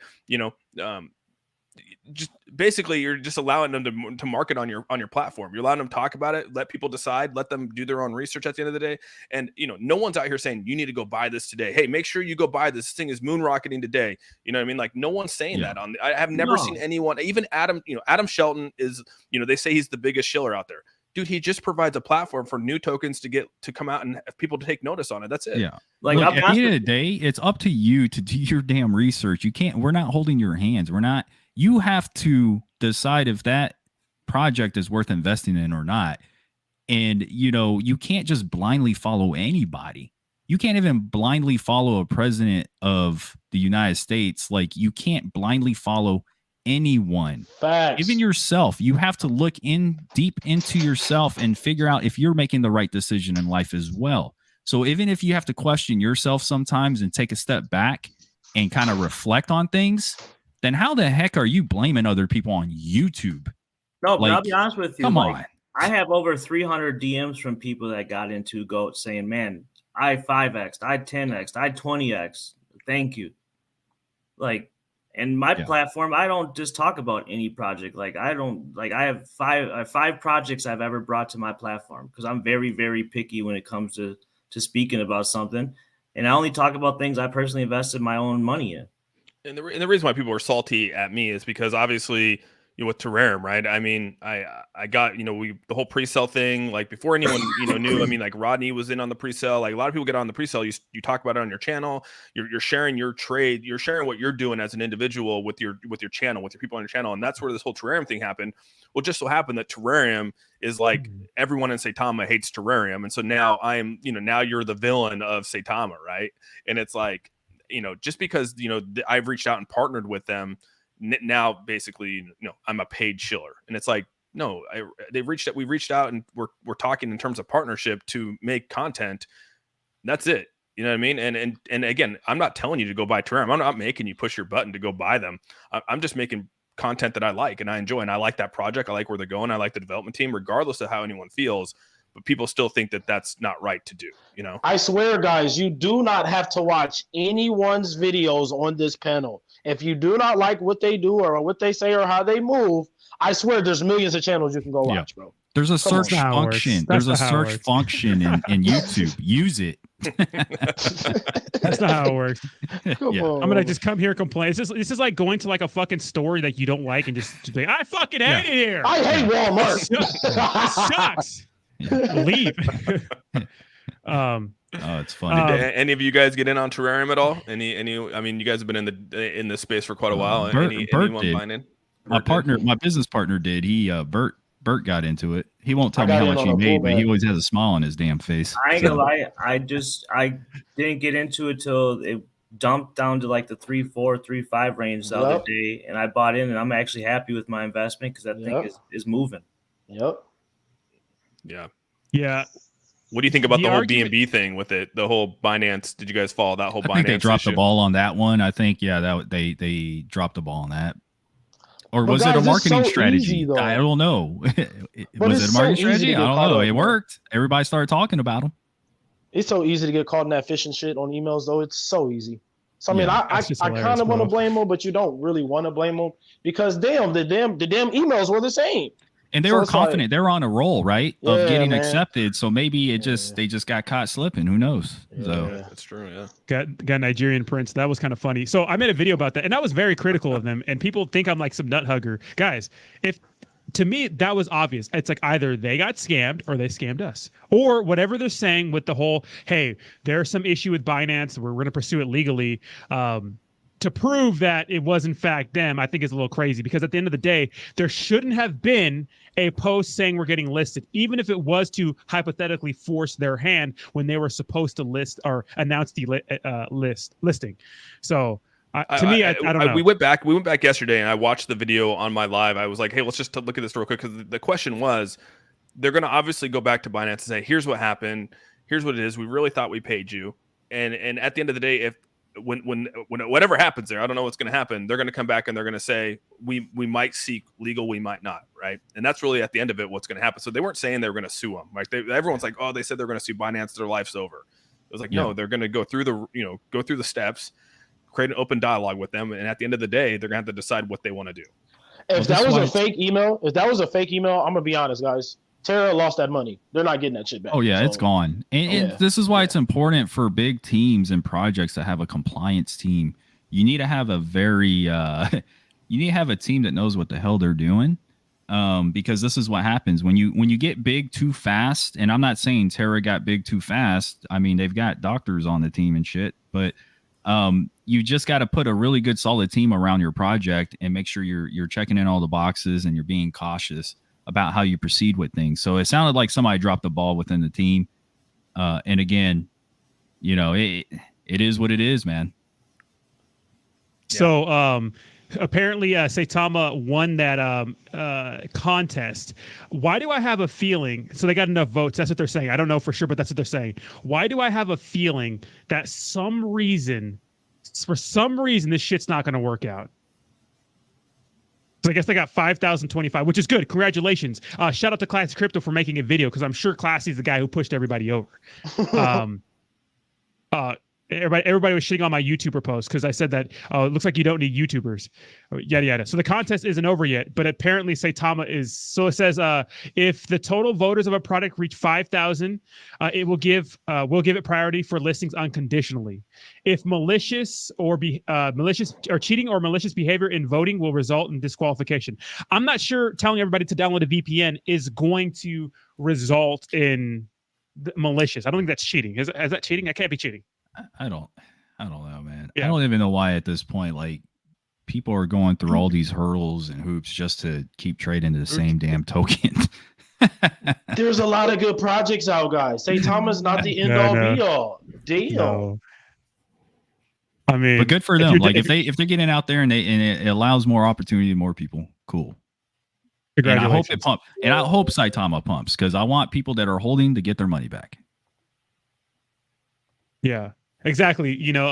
Luckily I was able to take profit. So I did it on stream. When they pumped to the 9s again, the 8s again, I sold most of that shit. You Right said, on I'm stream, out baby. this motherfucker. I'm out this fucking bitch. But yeah, Paper Hand channel hates Saitama. Bit streaming about Saitama. Biggest clown on YouTube. Your mother. Your mother. That's why he's over here giving you views and helping out your channel because he's a big supporter. Thanks for the ad revenue, dummy.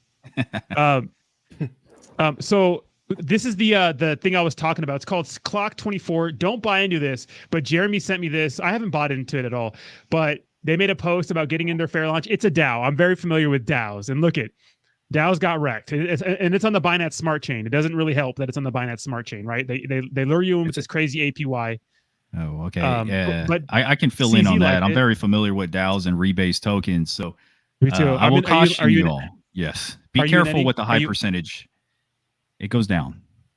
It doesn't matter if it's high percentage and the token's taking a shit. It doesn't matter. Correct. Be cautious. See, and this is us warning y'all. Okay, do your damn research. DAOs and rebase tokens are high risk, high reward, high risk. Just be careful. You can make a lot of money and you can lose a lot of money. All right. Oh, so someone says getting a VPN doesn't do anything for the exchange. None of those people actually use the exchange. So yeah, it's really cheating the competition rules. The point is to get users on the exchange. Interesting. Yeah. Take. Well, hey everybody, I appreciated it. Thanks a lot, everybody, for letting me on the show, and it was good. Dude, I got to get going. Anytime, Spend Shane. some family time. Yeah, so, nice meeting you, Shane. Yeah, y'all too, man, and good luck to your show, man. And I'll be watching from the sidelines again, and let's see how this drama all unfolds, man, with what's going on, man. I hope everybody gets their money back, though, for real. I sincerely mean that. Genuinely, man. So, all right, man. I'll see y'all later. Y'all have a good one. Take it easy, Shane. Later. Yeah, Saitama is actually schmooving. Saitama is jamming right now, but let me tell you guys, someone bought 47E. This is gonna dump so hard. See, they keep doing. Hey, awesome. They keep another doing big it, bro. wallet, another big wallet, dude. Yeah, they keep doing it. Awesome. There it is. Let's look at the top. Look at the top buys, guys. Wow. It's just you know, and every token does this, you know, and that's what's so funny is that when one token does it, it's bad, right? But then when their token does it, it's okay, and they make it they're very vocal about it, and we know that every token does that. That's the worst. That's part of it, man. So yeah, you know. Wow. You guys better hope that making a VPN and those sorts of things doesn't disqualify anybody, because we'll see. What's this contest about, guys? What's the contest about? It just gets them onto an exchange if they meet, like I said, if it meets over 5,000, if they have 5,000 entries, you have to do like $10,000 or sorry, $10 or more in a wallet on this exchange, like sign up for it, then they get listed. So yeah, Shinja did it. Shinja's on there too, and I don't know if they made it or not, but okay. I think it was 5,000, right? 5,000 wallets had to be created or something like that, or 5,000 entries. Yeah, I don't know, man. 6 auto staking. Interesting. I might get in on this. What, the BNB one? I don't know. The DAO? I'm looking at it. I got a whole ETH ready to rock, but I don't know. You know, I'm feeling it. I feel it in my bones. Wait, King's broadcast. Are you frozen? Oh no, you're not. No, I'm not. I'm just looking at some stuff. Are you looking at it? No. Oh. They said a bunch of hyena vultures on here. Whatever, dude. It's like, we won the contest. Yeah. Okay, we're gonna see how that does long term. Okay. We'll see how that does. Watch these top wallets are gonna start dumping as soon as they get a little profit. Trust me. Yep. Trying to get that liquidity pool going. Any moment it's gonna drop. You know, I'm actually to be honest with you, I'm actually rooting for Saita Realty so I can, you can sell, make some money off my investment. I wish you could sell too. How do you feel about that in a way? Like, I mean, I didn't buy, so I mean, I'm not, but like having it locked like that and knowing that you have money in there and you can't get it out, like, does that make it like uneasy? It sucks because like it's going up, which means I think people are still buying. So what's going to happen when they open up the floodgates and all the top wallets get out before you? I think that's going to be their issue, is that even if they want to keep adding liquidity, I think there's so many people right now that are waiting on the sideline that are upset or just want to get out of it, that I think they're just going to run into an issue where they're just going to keep running out of liquidity. Agree. I think that every time they get a little pump, it's going to... It's black. Fucking say Realty millionaire. What are you getting? What do you? Your phone's blacked out a little bit. Yeah, there we go. Hey, baby, damn, bro. There, let's go. Get some. That was off. Hey, I looked at it from a business approach. That was off a $500 investment. Hell yeah, crazy, baby, dude. let's go. It's just another day in the office, huh? Dude, Yeah. crypto fucking insane. Look at it. I don't understand. Like being a YouTuber and doing crypto is actually life changing. Everything right here is just life changing. Lucrative. Damn. Hey, Rod, this is what I tell people. I say our YouTube channels is literally equivalent to a new crypto project, bro. Think about it. All the people that give us super chats, that comment, they're investing into our channel. So like YouTube is literally like having your own crypto project. So we are working together. I mean, it's working together. Like it's like multiple cryptos working together to build a community, and that's what we're doing, man. We're blessed, man. We're super blessed. Hey, I want to answer Con. I have Con in the chat. He said, Austin, how do you think Bone will get this year? I think if Shibarium comes out this year like they're planning in Q3 of 2022, I think Bone definitely reaches its all-time high. Bone is like Bone is one of the things that everybody should be grabbing up as much as they can. Not financial advice. Well, dude, look at like I said. So I used to do this series called Whale Watching, and I'd go into whales' wallets and sort of see what they're buying. Crow, Bone, and Leash were like the three. I mean, every freaking whale had a shit ton of this in their wallet, and I'm like, bro, like, why aren't you not buying? I mean, this is a perfect example. You follow the whales in DeFi, like you know that this shit's gonna blow up, dude. It's gonna happen. Well, it's just like I told people weeks ago when Cardano dumped. I'm like, this is a perfect opportunity to buy a bunch up. Dude, it went up like 45-50% in a day, dude. It was insane. Exactly. It was insane. I was like, bro. I hold a bunch already, but I bought a whole shitload when it dropped down to like 70 cents. I'm like, it's a long-term hold for me anyways, but yeah. I mean, just like the other one. I mean, just Ethereum, dude. Ethereum was up like, I mean, when was the last time you saw Ethereum go up like 15-16% in like 2 days? I mean, that's a rare sometimes, you don't see that. And it was what the problem is people are waiting for bull runs and stuff like that, but you should be praying for a true bear market because that's your opportunity to buy up as much as you can. So the next bull run is when you become rich. Exactly, dude. Exactly. Most people, I'll be honest with you, most people that got into crypto as of lately, which we've seen obviously a big increase in people actually getting in DeFi, got in during a bull run. Yep, I did. And you don't make your money during entering into a bull cycle. You can, don't get me wrong, but if you want to make like life-changing money and like financial stability and freedom type of money, you have to be there for a true bear market so you can take your opportunities to load up on all your favorite, businesses or projects in the space. So when that next bull cycle does come, you make a shitload of money.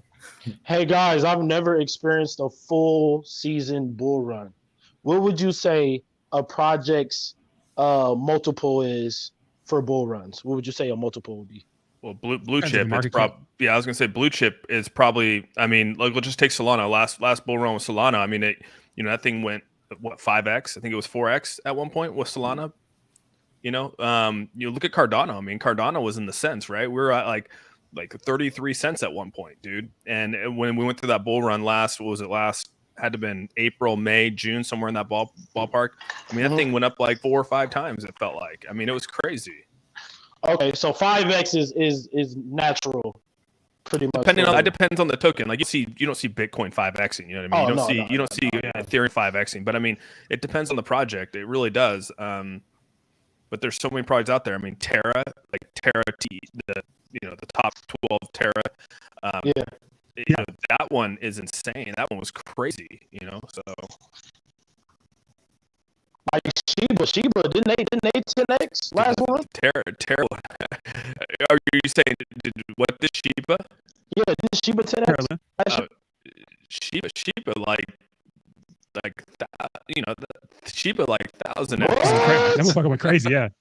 Yes, dude, you gotta think that thing went from like in June of 2021. That thing was like almost, it's like it was way down there, bro. And then all of a sudden in November when it boomed, or October when it boomed, dude, people were become millionaires off of $1,000 bet. What? Wow. I think that Shit, Shiba. I remember I that guess one. people saying this. The one kid put in $19 and turned it into like 4.7. That's insane. See, that's what I'm From saying. $19? Yep. People are saying the stream is clipping. Let me see. Refresh. Good now. Okay, I guess we're good now. Yeah, just refresh the page. That fixed my audio. Okay. Yeah, I think we should be good. We should be good. This is like the epitome of what happens every Saitama thing. There's some good news comes out, and nothing's confirmed. Nothing's confirmed that we're on any exchange, guys. You need to wait. This is like when we had the Binance interview, and Hinock is putting out videos saying, "Oh my God, we're getting listed on Binance." Guys, relax. Wait till the actual official news comes out. You're gonna get wrecked. You know, just because you see Classy Crypto or some Maxi out there saying that, "Oh, it's over. We got it. We're done. We got it." Wait. Just wait. Have a little patience. If you're in Saitama now, just wait. Stop loading up your bags off of this art. We don't know if they won yet. We don't know what it's going to do to the price yet. So just wait.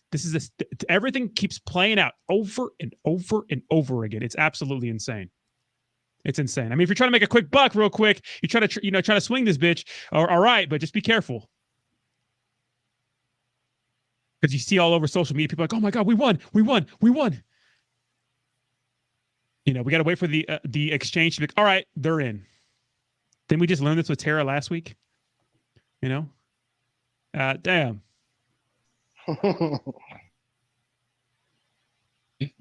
I'm just mad they're selling Terra. Why would I be mad they're selling Terra? Who cares? Let me see. Stream is good. Thank you. I appreciate that, Jay-Z. Look up Sheba's brother. It's all fixed now. Thank you, guys. Make sure you guys clickety-clack that like button, please. Starting to see opposing views being deleted from chat, yet no one's deleting view. If they're not spamming, none of my mods are deleting anything. That's not how we do things here. So if you're not spamming, your shit's not getting deleted. If you're not leaving links and stuff like that, you're not getting deleted. So, well, shit. I don't know. I'm about to head out. I got a few things I got to do. Thanks for having me. It's Anytime, been a pleasure. Definitely talk to all you guys soon, and keep fighting the good fight for DeFi, man. Nice meeting you, Kings. Man, you take it easy, bro. Yeah, appreciate you guys. Have a good rest of your Sunday. You too, man. Thank you.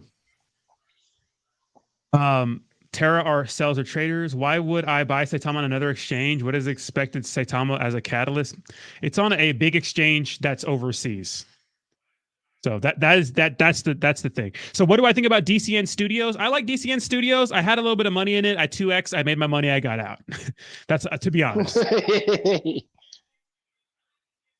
Did you Maddox? How much did you put in Maddox? I might do it. Fuck it. Why not?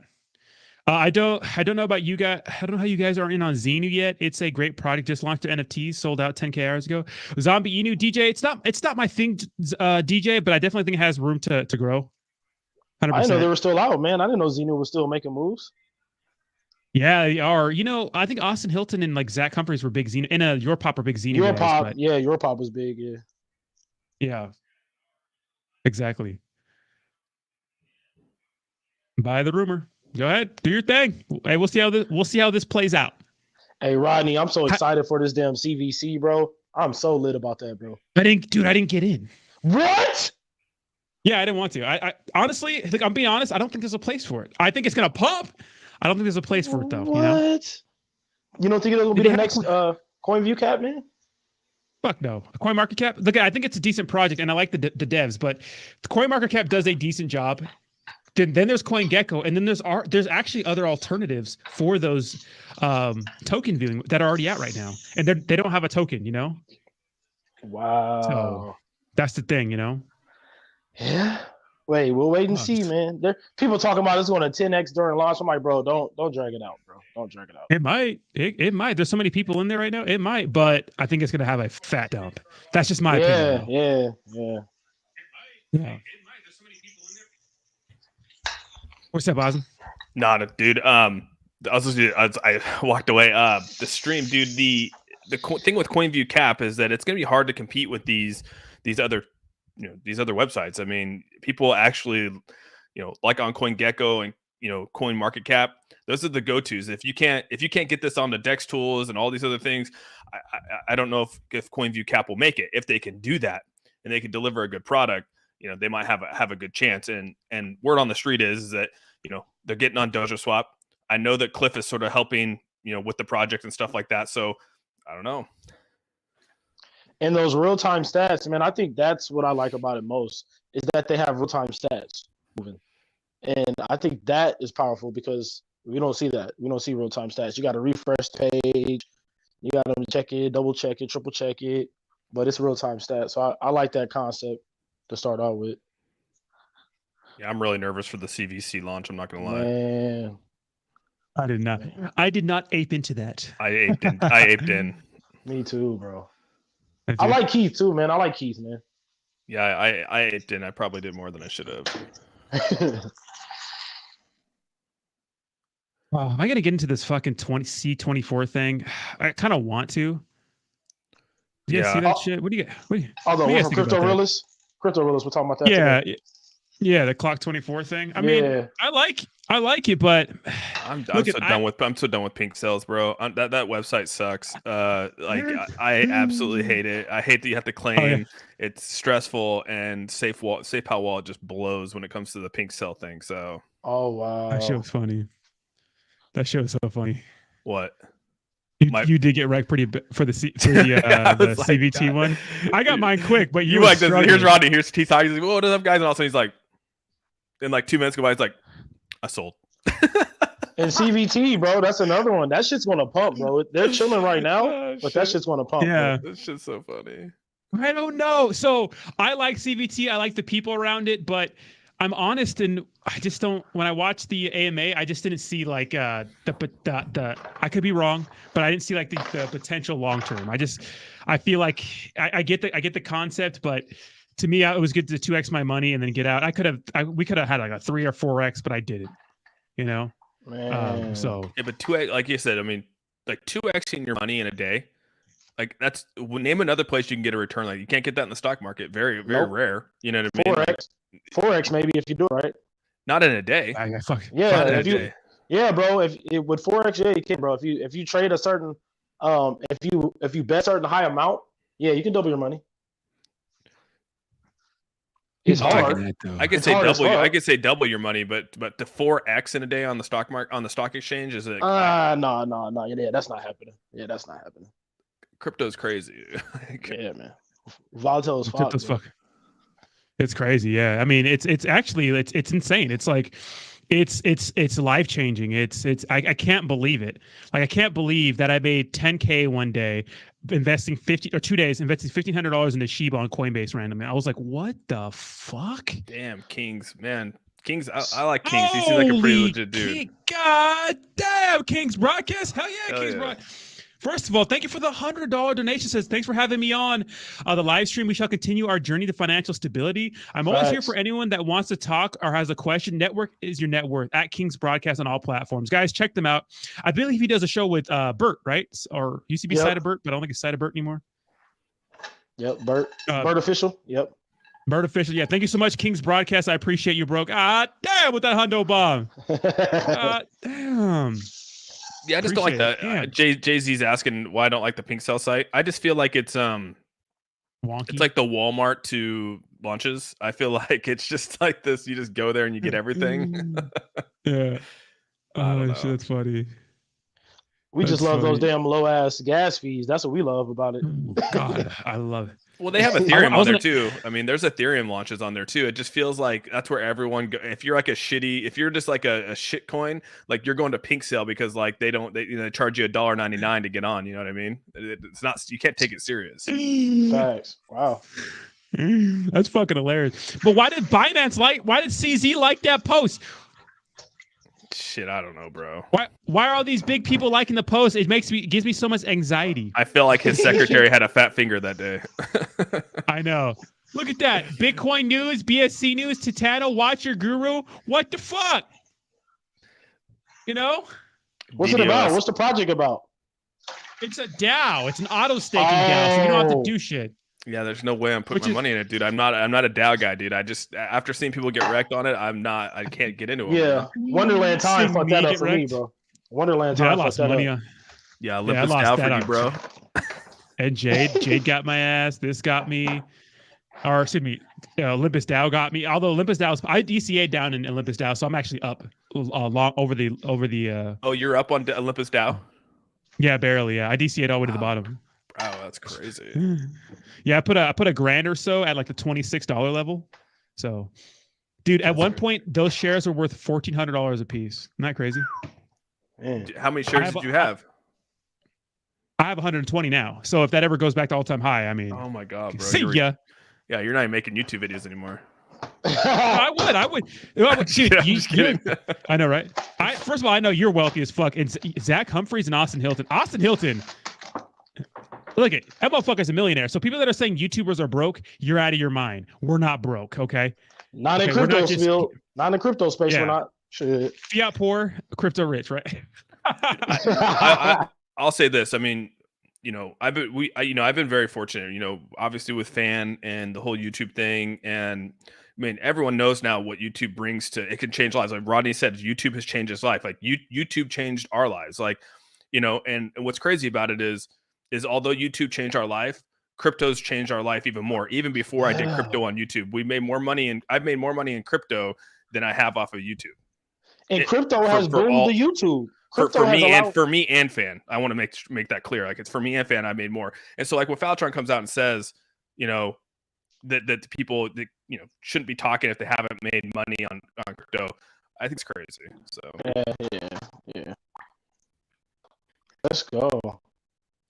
But that's why when people say I should make a YouTube channel, I'm like, you should, dude. Like, you should get out there. You should make a YouTube, talk about it. Like, it changes your life. I mean, Rodney's a perfect example of it. He talks about it. I mean, that's awesome to hear. Like, that's such a cool journey to hear Rodney come out and say, I'd go to work for 10 hours. I'd come home and I'd work for 5 more hours delivering food to people. DoorDash. I'd do DoorDash. Yeah. And then he's like, screw this. I'm actually going to focus on, he's YouTube typical, and changing bro. my life. And boom, here you go. He's the typical person. He would be the typical average everyday person that we can use as an example of what happens when you join YouTube and you stick on your shit, bro.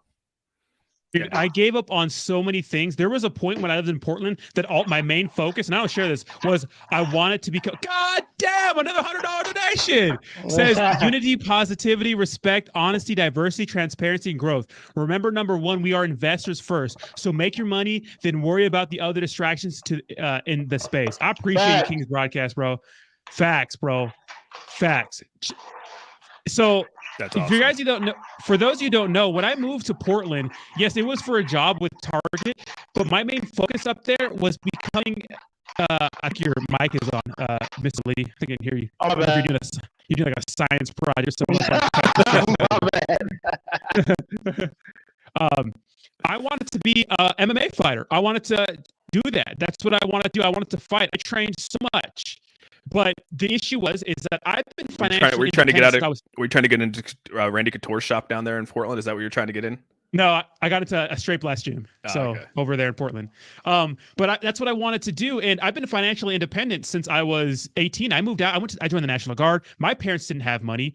No one had money. Holy fuck! Zach Humphreys in the motherfucker. What up? Okay. What's happening?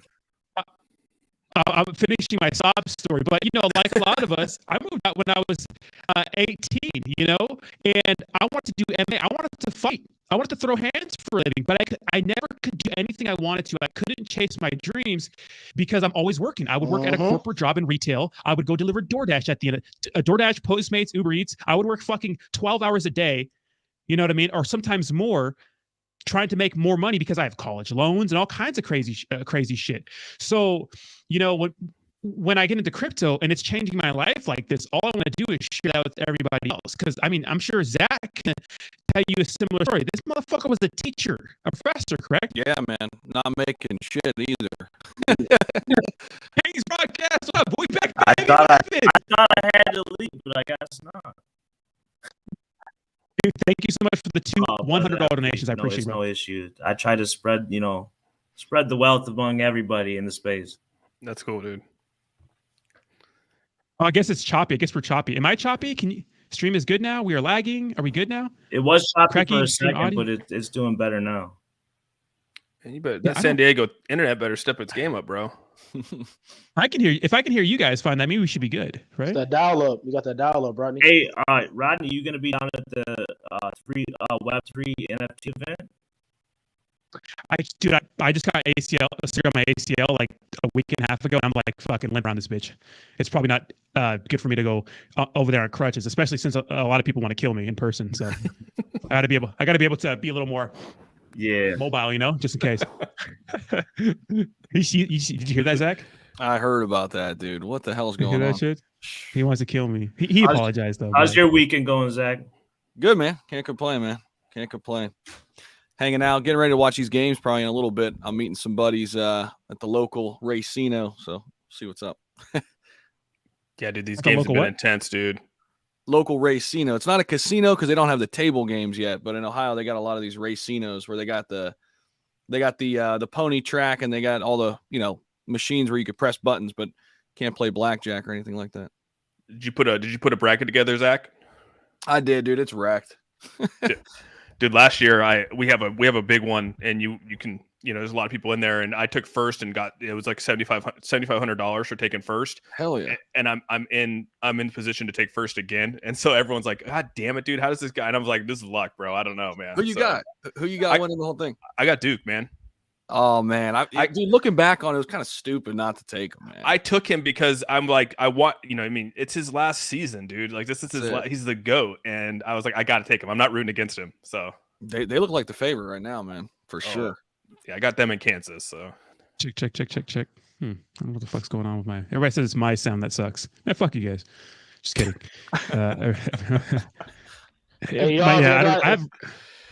I want to know Zach's. Opinion on this. What do you think about this? Zach, I heard you laid into him, Zach.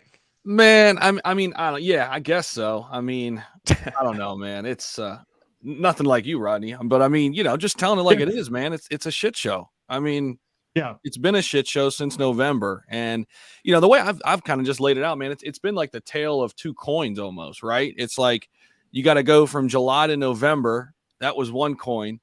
And then from November to now, that's a whole nother, it feels like a whole nother project, right? I mean, it's just, there was so much hype leading up to the Saitamask event. And I mean, right before it, we realized we weren't going to get a product. And even after that though, man, I still kind of gave him the benefit of the doubt because it was like the first slip up, it was like, okay, all right, well, okay, we can live with that. And then, I mean, shit's just got out of control recently, man. I mean, you can't launch something like this. If they try to launch this Lucky Roo again, or is that what it's called, Lucky Roo? If they try to launch that under the same circumstances, I mean, that's just, come on, man. I mean, wake up. People got to wake up. What's going on here? What do you think about being able to buy, say, the Realty? I've seen that. So Sandstorm put out that clip. So from what I heard, this was coming from Moonshot, that somebody put like $35 in the liquidity pool. Is that right? Is that kind of what happened? Something like that. People are saying we're having a bad, because usually if it's my internet, usually you can hear the other people on the stream. I got you good on mine. YouTube getting rugged. No, YouTube was having a live issue the other day. They were, yeah. My live stream went to shit. It was big outage, I heard. Yeah, fuck. But what's weird about it is it's the same contract. It's not like it's a different contract, right? It's the same contract. Like you go and you pull that contract and you put it into Uniswap. Like you can buy it and you can sell it. Like I went online and after he did it, I was like, no way, dude, this is bullshit. Like I gotta actually do this. And I put it through and I'm like, holy crap, it actually works. Like, what the hell is going on? Same exact contract. And it's like, and again, they're having liquidity issues right now. So I'm like, when they open the doors, does this also open up the doors to the floodgates on Uniswap too? That's good. Yeah, that's a good point. I don't know. It's just really weird. But I'd like to hear Zach's take on it too. Is like, I put a $500 into it. I'm up to like $60,000, right? God damn. What is going to be? I think they're going to. Maybe I'm wrong, but I think they're going to have this issue now that there's so many people waiting on the sideline to sell now because they're going to take profits or they just don't want to deal with it. I think they're going to run into an issue, and maybe I'm wrong that every time they have liquidity, it's just going to keep getting taken out. Yeah, I think so too. I mean, I want to know how the heck you got that many transactions through. I got my only one. Oh, that was the only one. Wow. Okay. So I got my first transaction to go through. It was for 32 billion Saitama, right? Got me 5 trillion Saita Realty tokens. No shit. Okay. And then every other transaction I tried doing was just a fail. And I was like, you know what? This is enough anyways. So that's crazy. Yeah. And then basically I also heard like they were tagging anybody who went over the limit. They were tagging them as like a bot, right? And basically just blocking their wallet. Blacklisting You're them. blacklisting them. Yeah.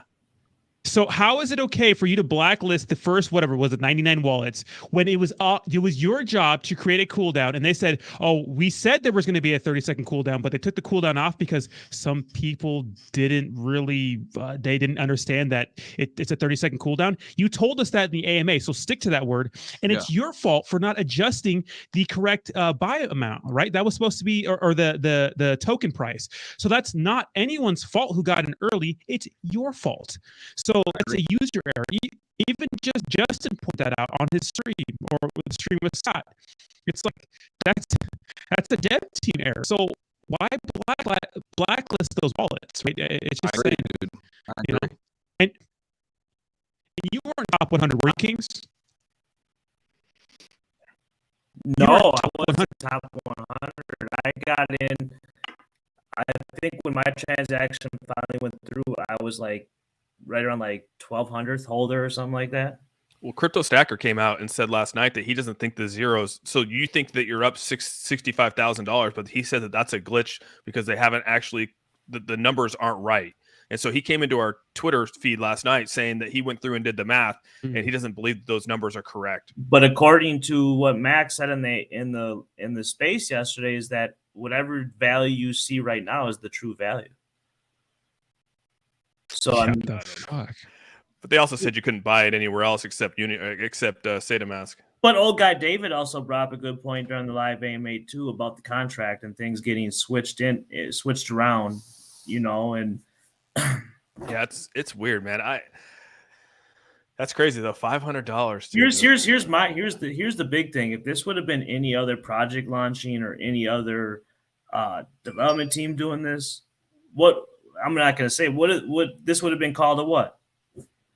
Dude, rug pull, honeypot, scam. Yeah, because some individuals magically were able to make a whole bunch of money while the rest of the thousands of other holders are still sitting on the sideline like screwed over. And on top of that, all the the developers were posting that they were able to get in, but yet other people like anyone else sitting on like Cryptobolics couldn't get in, but yet developers could get in. And then on top of that, when the time comes to sell, developers are going to know first. I mean, this is a prime example. This happened the other day at a launch, and I'm waiting for an AMA on Monday because I got permission to join it now, and this Archie Nico coin that came out. Yeah, with JP. Like, the funny shit that they did during their launch. Like, I got some serious questions because I went in their Twitter space, and like I told people, I'm not saying it's not a legit project. There was just some funny things that happened. Like, I'd asked them about the 106 wallets, right?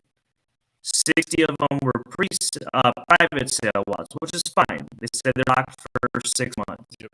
But here's what they said: they're locked third party, but then it didn't make sense because they're like, well, we're gonna allow those private sale wallets to sell off the reflections. Well, if your wallet is locked third party, there is no getting in there and selling reflections. So that right there kind of told me they're really probably not locked. It's a gentleman's agreement, and we know that there's no gentleman's agreement in crypto. Second of all, at 60 wallets, what about the additional 44 wallets? They said those are team wallets as well as moderated wallets. I'm like, some of the biggest crypto projects in space don't have 40 employees. And then the whole thing at launch, it went active, right? And then there was 13 individuals that bought nice amounts of the token, and then they froze buying for like 2 or 3 hours. And I said, well, why did he stop the buying process? And he said it was because of the max buy coding wasn't set right. Well, I know from my experience that guess what? That takes you literally a couple minutes. It's a few digits that you add in. You would add in that specific period. You add in obviously what line of code it is, and then you add in. I think it was like three ETH or whatever. 3 ETH was going to be the max buy. You put 3, and then it's 24 zeros after that for that coding line. And I said, that takes a couple of seconds. That should have been a reason to stop buying and selling. But then I took snapshots of it, and the reason I took snapshots is because I told people it was going to happen. All those wallets that did that and bought it like that are going to dump on everybody, and that's exactly what happened. Like one person bought in for 1 ETH, one of those wallets, and sold for like 7 or 9 ETH. Like, there's questions that need to be answered, because this is what I'm talking about. These exact situations that are happening with these projects is that there's a lot of funny stuff going on, and like it just needs to be brought to their attention. Like, I'm sure it's a legit project, but you got to be also answer the questions of why certain things are happening the way they're happening. Yeah, because I know everybody says the stream is choppy, and I'm trying to figure that out, guys. But I think it might just be, I think it might just be YouTube, because my internet connection is great. YouTube. Usually, I get like a little sign here that tells me like, hey, let me see internet connections, internet test speed. Usually I get some sort of little thing telling me like, hey, yeah, I mean, I'm good, and the upload speed's good, probably too. Something telling me from StreamYard that I think it might just be YouTube, guys. I'm not sure what's going on. Because you sound good. Yeah, I just opened it up and watched it, and it is a little choppy, so it's got to be on YouTube side, because if I'm getting it as well. Let's see, is anyone else live right now? Yeah, it's a little choppy on YouTube side. Yeah, it's super choppy. Zach, what's new? What are you kind of looking at? What's interesting in you lately when it comes to the DeFi space? Like, what businesses maybe are piquing your interest as of right now? Yeah, man, I think from an overall market standpoint, man, I just, I think we're getting close to knowing if we're really back into a nice run here or not. I mean, I've been kind of waiting for Bitcoin to come back down, but it's not happening. So from what I'm reading, like, we want to get that thing over 46K, and then, things could really turn for us. But I mean, I think I heard you guys talking earlier, man, there's always opportunities, like these new launches, things in DeFi, community coins. I mean, the big ones right now for me, ShibToro, and, I have a paid, sponsorship deal with them. I just really love what they're doing, man. So like today they're tweaking their flexonomics, or their tokenomics. They call them flexonomics. Today they're tweaking those based on what the community has said. So the community literally drives what the buy tax is, sell tax is, on any given week or month, which is fucking cool. I love that. I think that's going to be a trend that a lot of different projects are going to use. And they're kind of going with the Shiba Inu model, where it's like, okay, we're going to have NFTs, but like, we want the community to tell us like where we want this thing to go. Right. And that's really how Shib was started, right? Like, Shib was just this big community project, and it was like, okay, tell us what you guys want now. Okay, we want Shiba Inu TV, we want a game, we want a DAO, we want our own blockchain, all this stuff, sort of happens organically. I think they're taking a similar approach. It's super early, I think, still in that one. So that's what I'm looking at.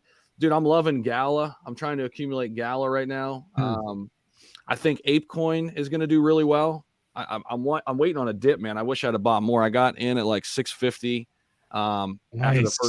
after the first day, when a lot of the pre-sellers took profits and ran. Which one's this? ApeCoin. Oh, ApeCoin. Yeah. Connected to BAYC, and dude, Yuga Labs is now worth like $4 billion. And dude, I mean, I just think whatever they're going to do. Genius. Oh, dude, literally, I think whatever they decide to do based on like who's in their network now, I think it's going to work. Like, so they've got like the play to earn, pretty much anything they want to do. Like, they're kind of on that level, I feel like, already with. I got in at 750 when it dumped a little bit. Yeah, dude, I like it, man. If it gets back down to even there, like, I want to be adding. There's a few others. Oh, WagMe. I know, Rodney, you're working with them now, man. That cinematic trailer is sick. The game's supposed to come out in April. It's a reasonable game. That's the thing. It's a reasonable game, reasonable team. They need to dox themselves completely, because people they were getting pissed. flamed. People were on pissed. my AMA. They were getting flamed. But that's what my crowd does. I mean, so once they do that, I think they'll be super legit. But Scott's really behind it all. Scott Herman. He's the one who's really spearheading this thing, and I think it's a good project. I wouldn't promote it, right? Yep. And I'm on. You saw one of my reviews last night from one of the paid promotional videos. I was honest. I thought it looked like crap, and they paid me to do a review of their token. I'm gonna do it. So I mean, the I token one. Check that one out. Did you really say it looked like shit? Well, I mean, look at they have barely have any use case. They have the website was like one page, and there's nothing about the devs on there. And I mean, what kind of review you want me to do? I wasn't being mean, but I was being honest. I was like, I would wait to get into this. I wasn't telling people to. I'm not a moon boy, is what I'm saying when I do my review videos. But wag me. I think it's a good project. Yeah. I agree, but that's just my opinion. Yeah, they were getting flamed in the chats, and then they came off a little hostile, and then people were like, "Why are you being so hostile?" And I was like, "Oh God, this is not going well." They were one was like, well, the guy was pretty salty about it, but yet he's saying that, hey, you don't have to. We're not telling you to buy. Just if you feeling reserved about it, just we'll do our thing, but we're telling you what we're gonna do. Yeah, the whole thing of like when developers say you either get on the train or you don't type of thing. It is kind of fucking, people are like, okay, well, screw you. I'm not getting on your train then. You know what I mean? Like, and so the Yacht Club Inu did the same thing, right? You either get on or we don't even care. And it's like, that people take that wrong. You don't say stuff like that. Yeah. Yeah. I think the other one, too, man, I know I talk about this one all the time. People always are like, oh, you're just paid to say all this shit. I was never paid by Apollo. Got in super early. But still, dude, I think this is still going to do really well. They're like a little over 100 million market cap now. So I know like for a DGen play, it's kind of tough, right? Because they're kind of too big maybe for that. But dude, I really think they're going to 6-7x still. I mean, I was talking to Matt, their head dev, who's completely doxed and always updating the community on their Trello board, which I think is super cool. I think other projects should learn from that too. But dude, I mean, his goal is straight up. I mean, he wants to be a $1 billion market cap. And I really think they're going to do it, man. I mean, I think he has not said anything that hasn't come to fruition to this point. And they've got over 4 million in their DAO already, which is ready to, be given out to creators, man. I love the idea behind it because we're all creators ourselves, right? I've got friends who are like musicians and things like that. All these people, so many people waiting for a break, man. I think Apollo, the more I've talked with Austin about it, I got to say that what they're doing is cool for the space. I mean, you're providing an opportunity for upcoming musician, any artist really to get out there in front of a crowd of people, and I think that's actually pretty cool. What they got going on. So it's unique, man. It's totally unique, and like it's one of those things where in crypto sometimes it's hard. I feel like to explain yourself, like what you're doing, like what it is. Like for this project, it's really simple. It's like, oh, okay, you're creating a community DAO that's going to help creative people, and X amount of the buy tax goes into here and goes into this wall. Got it. Simple. It's easy to understand. So I think from that standpoint, it's a good thing too. It's not like, oh shit, like what are they doing? Like I can't figure this out. Like is this worth it? Like yeah. One project I loaded up, my business I loaded up on. I was thinking. I really like what they're doing, and I think that long term they have something that is great. Is Crypto Vault over there with Daryl. Mm-hmm. It doesn't get the attention or the awareness brought to it that it should, but that's a real business over there with a real utility for their consumer. And now they got a big announcement they made a couple of days ago where SHIB is going to be on their platform. So that's one I've been definitely heavily invested in as well as long term. Because I've been looking at the spaces where some of these businesses. Not projects, but businesses I can get into early because I think eventually that, as time goes on, it's going to be more those teams that have that business mindset, business approach where they have a real utility they can bring to their consumer that are going to be the long-term successful ones in this space. Yeah, I could agree. I mean, the vault is pretty legit. I mean, obviously, Daryl and all them are super not. Crypto Vern is amazing, and it's crazy because they actually came out with utility. They have utility, but they're not. People are so wrapped up in these other moon tokens. They don't pay attention to the ones with actual use case utilities. So it's just a weird space sometimes. And they came out with a utility day one, no roadmap, no vision. Like we see typically the project day one, their utility was ready to roll. Yeah, usually it's about making money, then utility comes later. But I like that's why I really like gravitated towards Terrareum just because of the fact that they had that going. Now, obviously, either they got bamboo, they had a major fuck up last week. But I liked that they were a breath of fresh air. It looked like they had their roadmap completely planned out. They know what they want to do. They had exchanges lined up, not Binance. Wink, wink. But everything else, the Certic audit and those sorts of things, everything was lined up.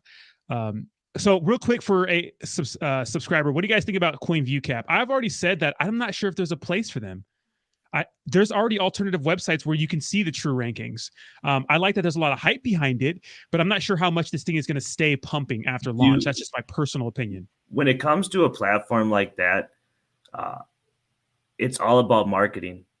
I mean, when you come out with like a new app, a new website, something like what they're doing, most people will tell you that it's all about marketing. Like you have to, if you spent $500,000 developing it, you're going to have to spend 10 times that marketing it, because it's all about user base.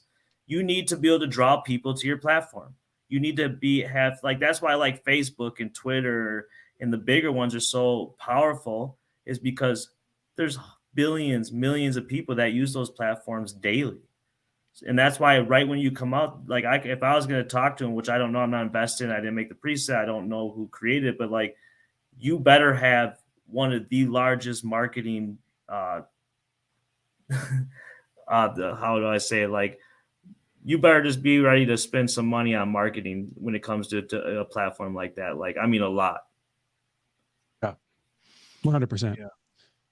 I'm in there too. I mean, I threw 1 ETH at it. I mean, but I'm with you. Rodney, I think like my big thing was just build the website. Why the token? That was my question from day one. It's still lingering, even though I invested myself, right? I totally degen played it and threw 5 ETH in.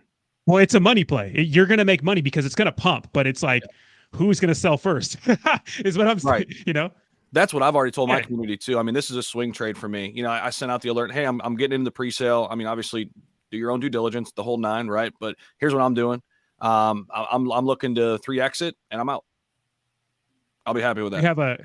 We have a crazy donation train from CWI, which is Crypto Wrestler Inu. They're about independent wrestlers. Thank you guys so much for the donations. This is your token right here. You guys launched on the 25th. I'll put the chart up right here. So I actually has a friend who actually does like this pro wrestling, right? Like on the side, and that guy's been grinding for like a decade or more.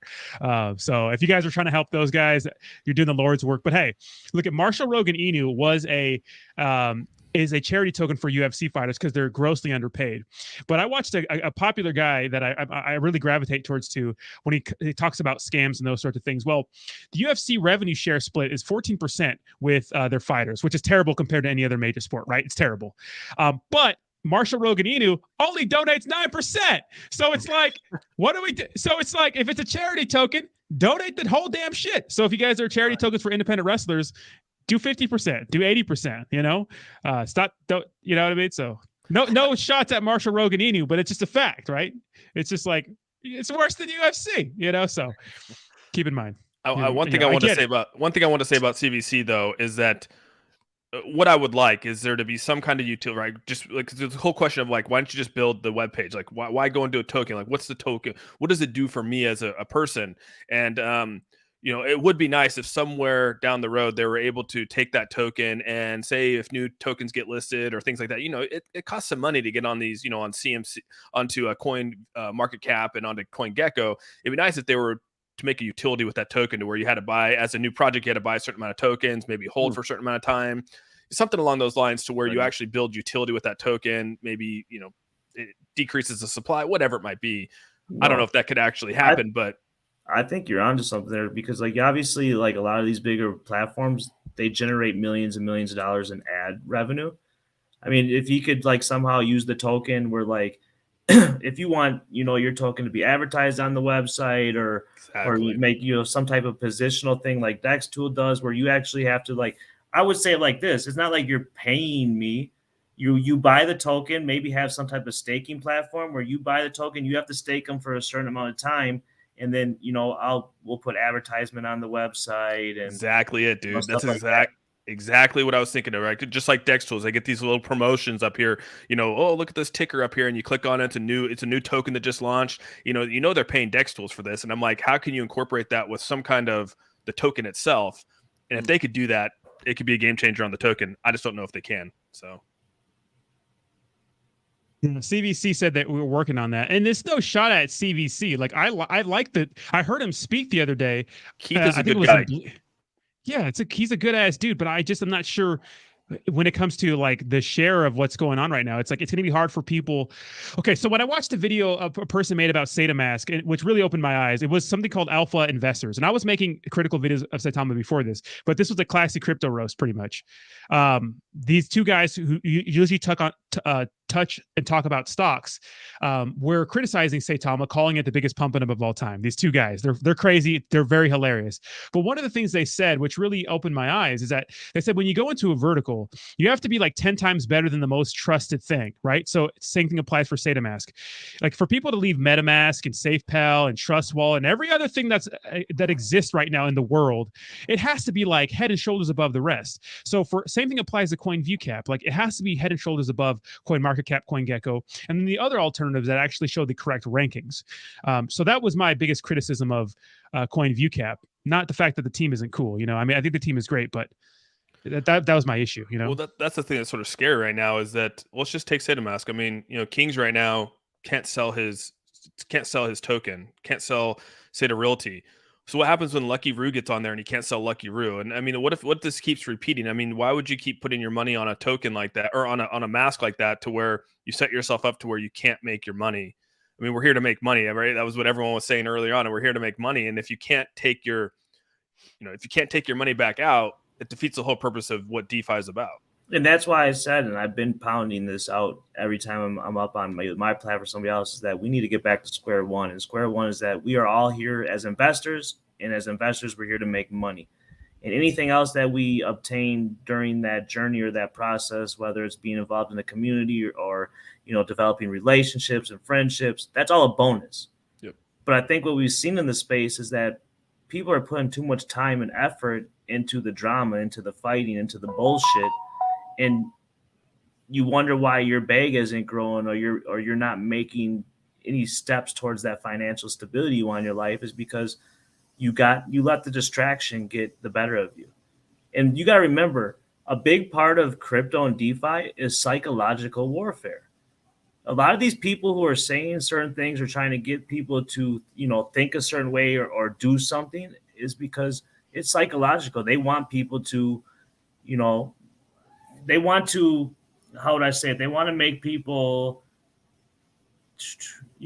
basically without telling you to do something, they're trying to make it, put it in your mind so you actually go through and do with it. Whether they want you to, subliminal messaging. It's all about manipulation.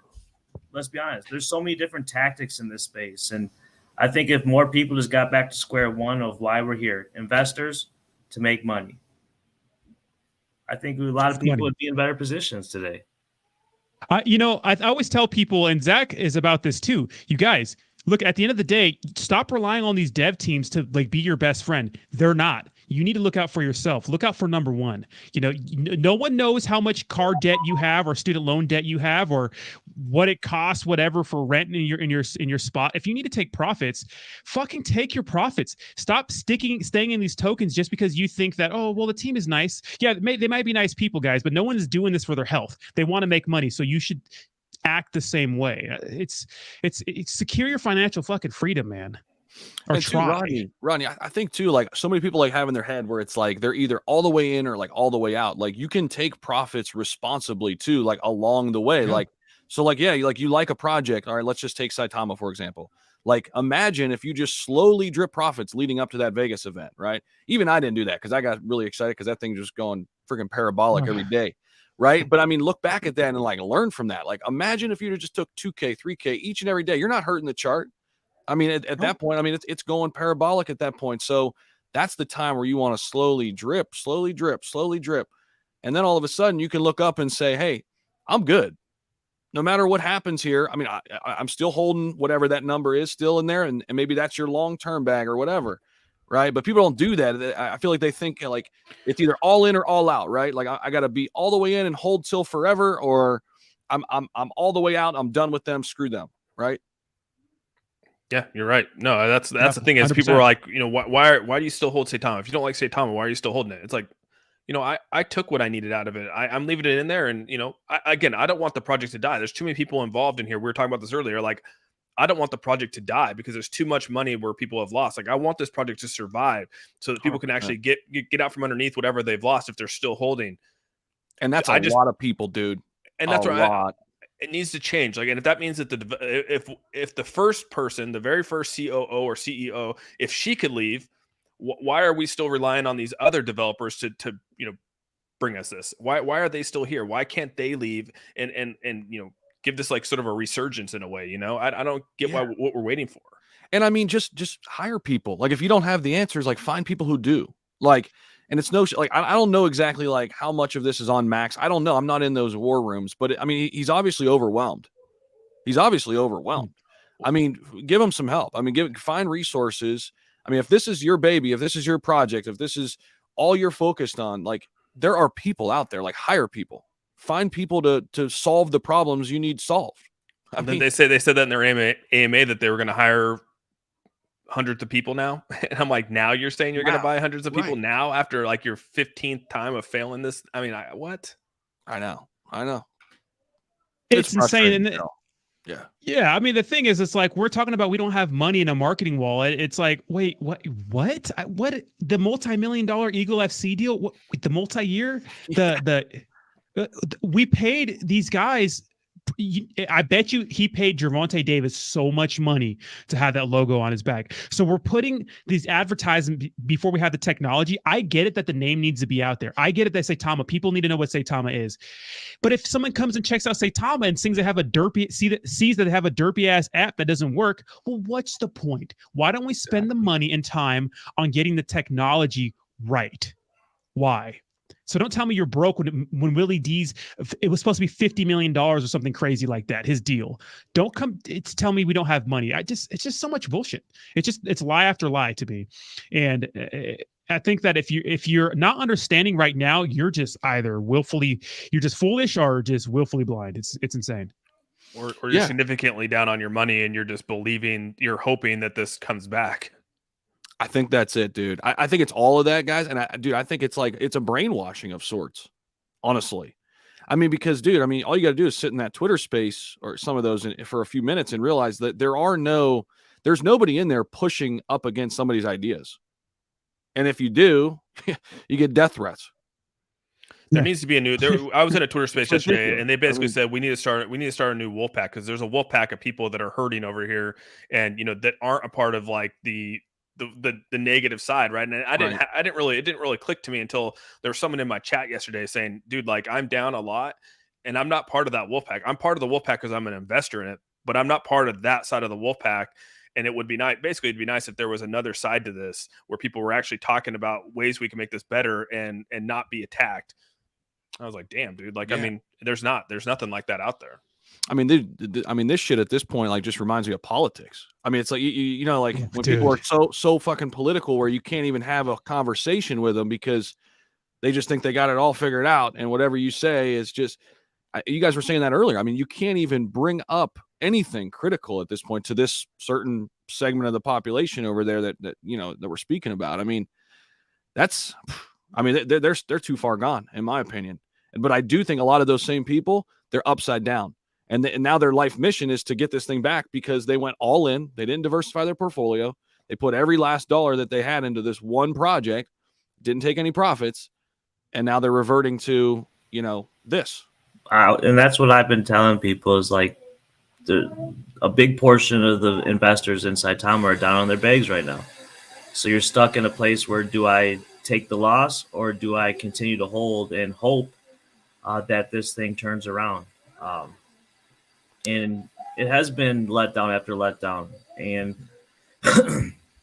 there needs to be a serious conversation with that development team of how we're going to move forward correctly and make this thing work out for our investors. But can you actually if Russ and them came out today and said, we're going to make all these changes, like, do you have faith that that's actually going to happen with all the things that he said and it hasn't delivered before? I mean, what makes him saying that now any different than all the things he said before? I think what people need to understand is that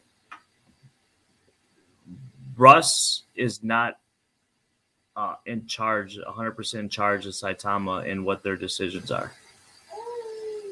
I think a lot of people get this misconception because he's like the face of Saitama. He's the one that's always out there talking. But there's a collective group of individuals. But is that the problem though? Is that there's not one person making it? That's why business is successful. Is because you have a leader, like a CEO. You have someone who's dictating what can and can't happen. Someone who's dictating who's here and who's not. Someone who's a team. I mean, and so now you're basically surrounding yourself with 6 developers, and they're all trying to come to an agreement on what's going down. When that shouldn't be the case. It should be one person saying this is what's best for this company, and either you're on board or you're not. And I personally have had great conversations with Russ. I think that Russ is, as an individual, as a man, is a good guy.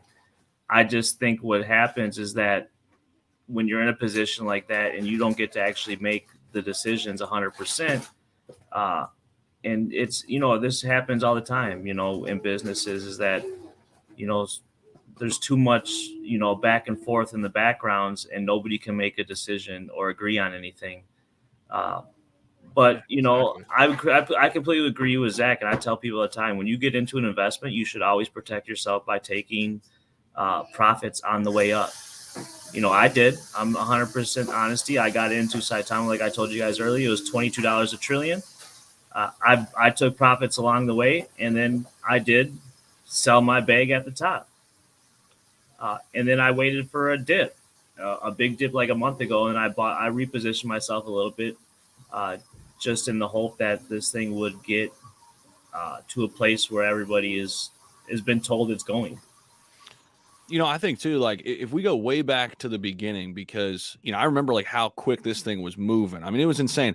I think what happened here, and I could be way off. I mean, I'm just kind of trying to read between the lines a little bit.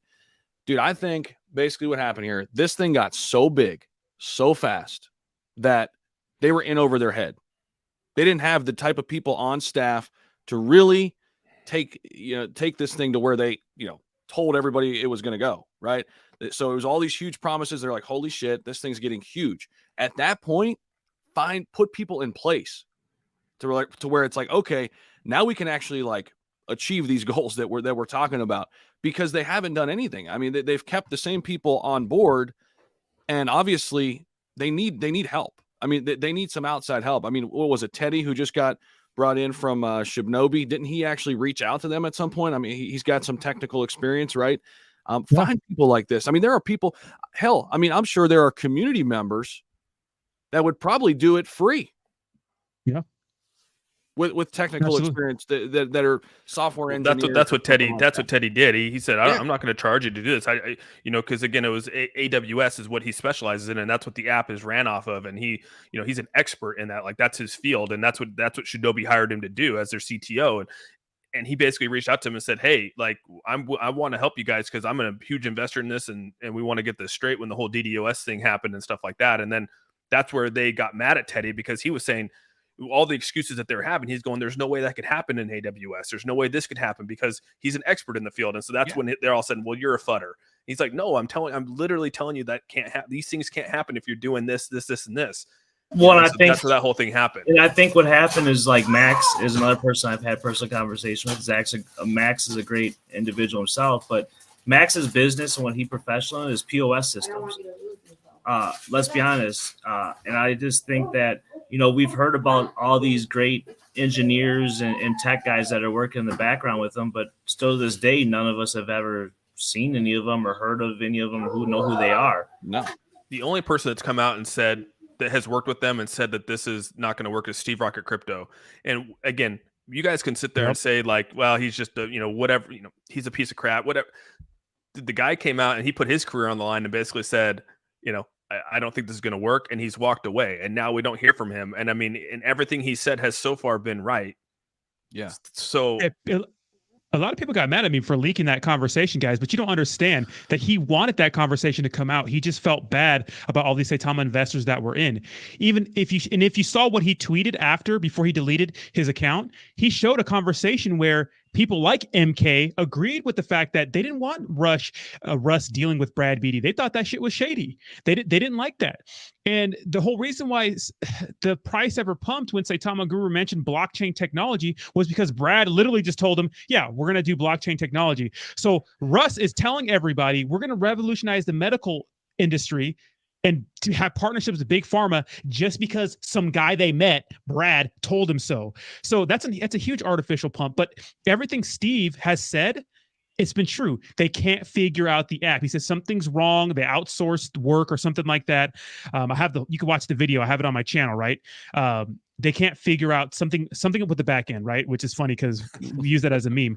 But I can't even stand that word anymore. Someone said it to me the other day, and I'm like, dude, just stop fucking saying it to me, dude. I don't even want to hear it anymore. But that's what he said. That's what Steve said. I know. Yeah, exactly. But it's like Steve is saying that this guy was closer to anybody on that team. Anybody, and when I spoke to him, he said, "Hey, Saitama swooped me up from the Shiba community. They wanted someone to be an advocate for their token, and that's what happened. And he's a multimillionaire now."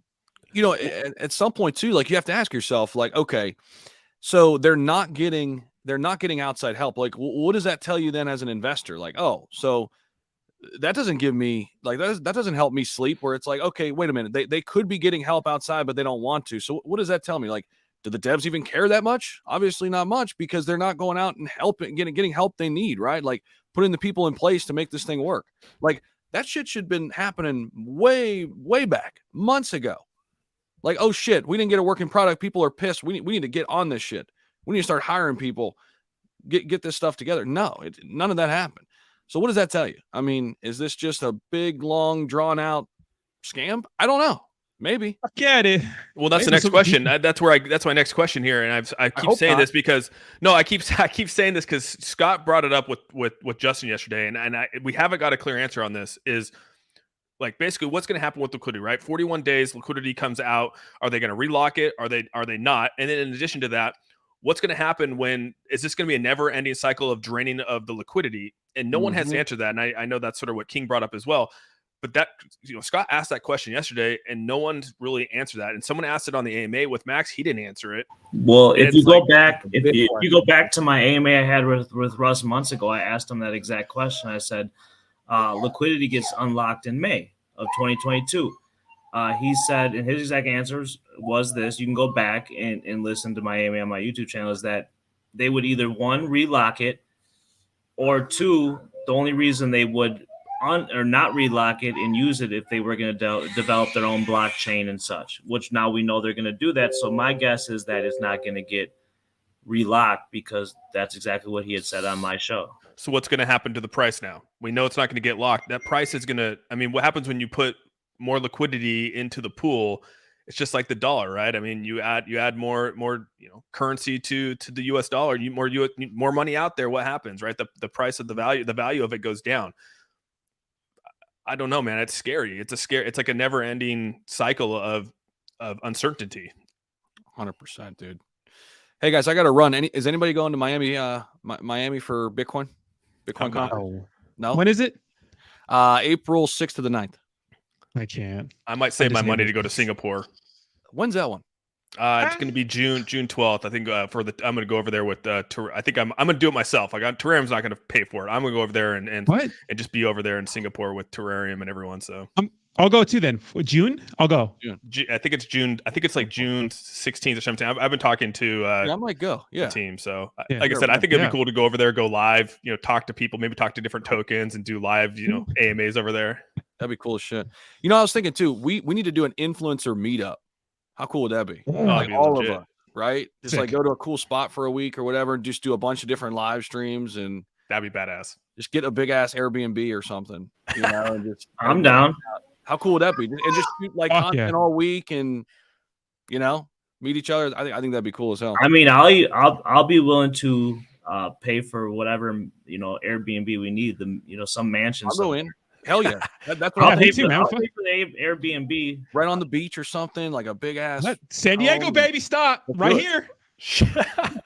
I'm gonna be in San Diego in a couple of weeks for that Web3 NFT convention. So I might roll up in there on my fucking crutches. I don't know, but I'd rather not. You gotta get some bodyguards, bro. I might have to come down there and protect you, Rodney. No, for reals though. People do not like me in this space. What's up? Run up there, motherfuckers. What's up? All right, y'all. Hey, y'all have a good one. All right. All right then. All right, Zach. See you guys. Peace, Zach. Later, brother. What's up, Legal Alien? What's up, gentlemen? What's up, Fudney? What's up, buddy? Living the dream. Hell yeah. You guys think the Saitama community is jumping the gun on this OKC thing? On the OKX? Or okay. Yeah. Oh yeah, bro. Didn't Elon Musk say something about it being only hundreds, like less than 12 hours ago? Yeah, like 900 people, right? Apparently they got over the limit. They did it, but everyone's saying that they won. It's like, can we just wait till they say that? Well, I don't know. Didn't like anyone who did it in the US have to use a VPN? Yeah, that's what I'm saying. Does that count as cheating? I don't know. I think it's a great. I don't know, like, kind of a gray area, I guess. I don't know. They're using that Kishimoto VPN, sniper VPN. Oh shit! Is that thing legit, bro? Is that a plug? I don't even think it's up yet. I don't think Kishimoto's up yet with their VPN. Hey, so Austin, I'm doing my taxes here.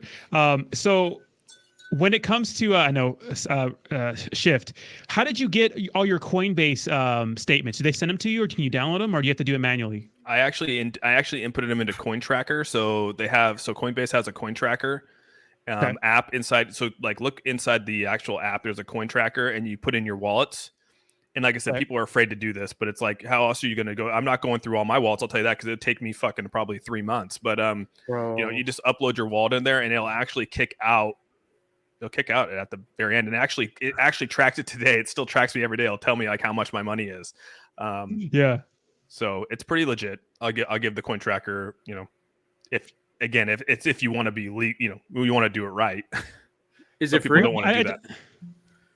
I just mean from like a Coinbase account, because I only use that too. I use that in a couple other things, like a Binance, and then I have a Kraken and all that shit to cash out. Or I think you can actually do Kraken inside the coin. There's like Kraken. You could go into Coin Tracker. You can go in and select all the different exchanges. I think there's like 5 exchanges that they allow, and then you can attach your wallets and your exchanges to it, and it's pretty slick actually. I that's what I did. So yeah. Well, I'm about to head out. The family's back home, so. But I appreciate it once again. Thank you. You gentlemen have a great rest of your Sunday. I gotta go. I gotta go follow you, dude. I like everything you were saying. So yeah, I keep on all my platforms. I kept it the same. It's just Kings_broadcast. So there ain't no change and no confusion, all right, anything like that. But everybody have a blessed rest of their Sunday, and I'll see you guys soon. This time I am gone for sure. All right, bro. All right, thanks for the donations again, bro. Yep, nice to meet you. Hey, what I missed, bro? I was asleep. I went to sleep. Just talking shit. Not even talking. I don't even know if it's talking shit. I just think it's just talking. We're just highlighting issues that are, of a concern. Like I said, there is uncertainty out there. You know what I mean? And I don't know. It's depressing. I mean, let's just call it what it is, bro. We're concerned investors. I'm. It was crazy last night. I was going to look at my Saitama, and I haven't looked at it since. I'm down to like $550 now. Like that's how far it's gone down since last time I looked at it. Oh my god. Yeah, 612 now, so we're good. Oh, but once again, I was able to go through and trade some Saitama again on Saita Realty. I do have some Saita Realty now. Oh, you got Saita Realty, bro? Through Uniswap, yeah. Oh, let's go. Oh my god. Mr. Liddy's back. I'm actually going to go soon, guys, like maybe 20 minutes or something like that. Yeah, you're good, dude. All right, bro. I was shocked that you're actually going to get on. I thought you said Sundays you were going to be off. So I always say that. My ass is always on here, bro. The only reason you're on here for 3 hours almost, bro. That's pretty impressive for you. Yeah, I know. My fucking knee's hurting, bro. It was hurting, but I took some pain medication. I'm good. I got off that shit, bro. I got off that shit, bro. I had to wean myself off that. I was starting to go. You can become a crack addict, dude. That shit's nuts, bro. He starts. Oh man, I gotta get some more. I was sitting in bed like when I first took it. I was like, "Damn, this feels good. I get it. You know." So good. So you really were seeing the bubbles, is what you're telling me. It makes you feel nice, It makes you feel nice, dude. I love seeing the hate on the I love seeing the hate on my Twitter. Yeah, keep talking shit, you little shits. Bro, I got so much on that Lambo tweet, bro. Isn't it crazy? It's awesome. All the assumptions they make is fucking amazing. I just liked when MK put out, he's like, hey, the new updates, he goes, the new update on the Saitamask has been released. I was like, why do you need to update it when you can just buy it off Uniswap? Yeah. There's no liquidity. Like, bitch, there's no liquidity on fucking your app, you ding dongs. What's the difference if there's no liquidity, you know? There's no liquidity to sell inside the app anyway. So what's the difference? Exactly. That's what I'm saying. That's what I'm saying. You still can't sell? No. Ding dong. You No, can't sell a you large can't sell. amount. You can sell like $5 or something like that, you know? Dude, I want this C24 fair launch. I want to get in, bro. I don't know when it's launching. When is it launching? Let's see. It's because the CZ, man. That's why. Only because CZ liked it. We only did a 1-day pre-sale, dude. No, that's impressive. They did a soft cap, 75 BNB. Fuck. It's 15 minutes left. Ah. On what? Guys, what am I doing? Should I not do it? Send it. What's the project? It's called C24. I'm only in on it. I only like it because fucking what's his name? First of all, Crypto sent it to me, but it looks like what's his name? CZ liked one of their posts, and I was like happy about that. Like everybody liked this post. Let's see. When is it live? C24. Is it on BNB? Yeah. It's live. Fair launch is live. What do you mean fair launch is live? This is not fair launch is live now? What it's a pre-sale. How could this be a fair launch? Come on, man. I don't get it. Like Saita Realty was a fair launch. Yeah. I think I might have to people are getting in on it. I think it's a good play, but I'm trying to have more self-control. Like I've been getting a ton of ETH, obviously, for doing these promos, and I want to like save it up, you know? I don't want to save. You should be saved. Like, that's what's so funny about it, man, is that I got on one of my promotionals, I got paid 400 or I got paid some like it was like $4,000 in Tether. And I'll be honest with everyone, one of them was $4,000 in Tether. And what I went and did is this is when the Ethereum was like way down. It was like 2350. And I bought in. I took all that and was like, dude, I'm buying Ethereum. And just right then and there, I made like $1,500 just off that one play, just leaving it in Ethereum right there. And then when I sold it, and now it's back in Tether, so I made $1,500 in like 24 hours. Damn. Why would you not do that? You know what I mean? Like why would you not do that? Yeah, exactly. Yeah, CZ did like one of these posts here. I showed it on screen. He did like one of these posts. Let me go back to it. Was it the real CZ, bro? Yeah, no, because I follow him, so it says that I followed him. I mean, it is. I gotta find it. Yeah, like this is the post. Look at this is their post. I click on it. CZ and 5 others. This is the real CZ. 5.4 million followers. Check mark. This is the real CZ. He did like this post. Bitcoin News liked it. BSC News liked it. Titano, Watcher Guru. Binance is spelled with 2 I's. No, I'm just fucking with you. So he did like this post. Does that mean anything? No, but he liked it. Damn. I mean, he added it. Didn't he add what's his name once? Elon Mansour. He did follow it. Yeah, he probably has poor judgment. You know. I guess Saitama pump. Oh, we're in the 11s. We're pumping. People, oh my god, they lose their shit when they see a little pump like oh my god. not even looking at like the grand scheme of things. Fuck, we're pumping to 13. We're pumping. Gosh, look at that. That's so bad to see. If you looked at if that was any other tokens chart, you'd be like, yeah, I'm not touching that. Like, there's no way. Yeah. Oh, was he tagged or I guess he was tagged. Oh, he was tagged. He didn't like it. He's tagged, dude. I'm not buying it, bro. Not buying it. Okay, so my bad. Well, you got to look through the followers a little bit. Scroll down through them. Yeah. Do they look like bots? Oh well, no, these look like real people. Well, it's a bunch of degens. Well, it's a bunch of degens. Actually, you know? those look like bots. Yeah. Well. How much are followers again? They're not that expensive. They're really not. No. Oh shit! Hope you guys didn't get debated. Some people DM me say they got into this. I didn't even get into the safe wallet one either. Me neither. Yeah. Didn't it crash? What's up? Didn't it crash? Like yeah. It was on BNB, right? Yep. Yeah. Make sure you guys get in and out. Drop that shit. There's a lot of bot followers. Read the comments. Make sure you guys what's your target on Zillow? Make sure you guys sell the shit out of that once you get any kind of pump. Dude, you guys got to realize we've been preaching this from day one. Dude, doesn't matter. I don't care whether it's a BNB token, Ethereum Doesn't token. matter. You get it on a pre-sale. As soon as you like, I'm a 1xer. Everyone else like, I'll wait for 2-3x. I'm a 1xer, dude. Like, I don't fuck around with that. Like, I 1x my shit and I'm done, bro. Like, I'm out. I'll wait for the dip. It's gonna correct. Yeah. Word to 3 Days Grace, bro. That was a great album. Yeah. Wait, what? He said word. Yeah, 1x. 1x. Wait, what? Yeah. Let me see. Change. Give me a second. Times 24 straight degen play. I fully expect to lose 0.75 BNB. Maddox. Oh fuck. Who said that? Oh, Max. He said basically he's expecting to lose already. That's the spirit. See one. Oh, that's too funny. Yeah, right. All right, bro. I got to get off. I got to get some food, man. I'm gonna biz ounce too. And I got to do some videos, man. I got to get some shit out. So. Oh, you're right about that, bro. When are you streaming? I don't know if I'll stream or not, dude. I don't know. Maybe I'll come on later. Are you streaming later tonight?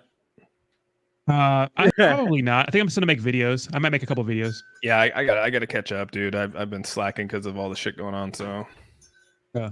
All right, fuckers. All Peace, right. dude. Peace, guys. Wake up earlier next time, Legal Alien. You fucking bro. Mother. I went to sleep at Fucking- 8 a.m., bro. I learned a lot about leverage What the trading. bro. I'll hell? tell you what. Dude, he was inside that Twitter space, man. It was so funny. Oh, it was? Okay. I was like, it's fucking 10 a.m., bro. All right, guys. Motherfuckers, Peace. we out. All right, peace, bro. Peace. Thank you guys so much for watching. Like on the way out. Bye-bye.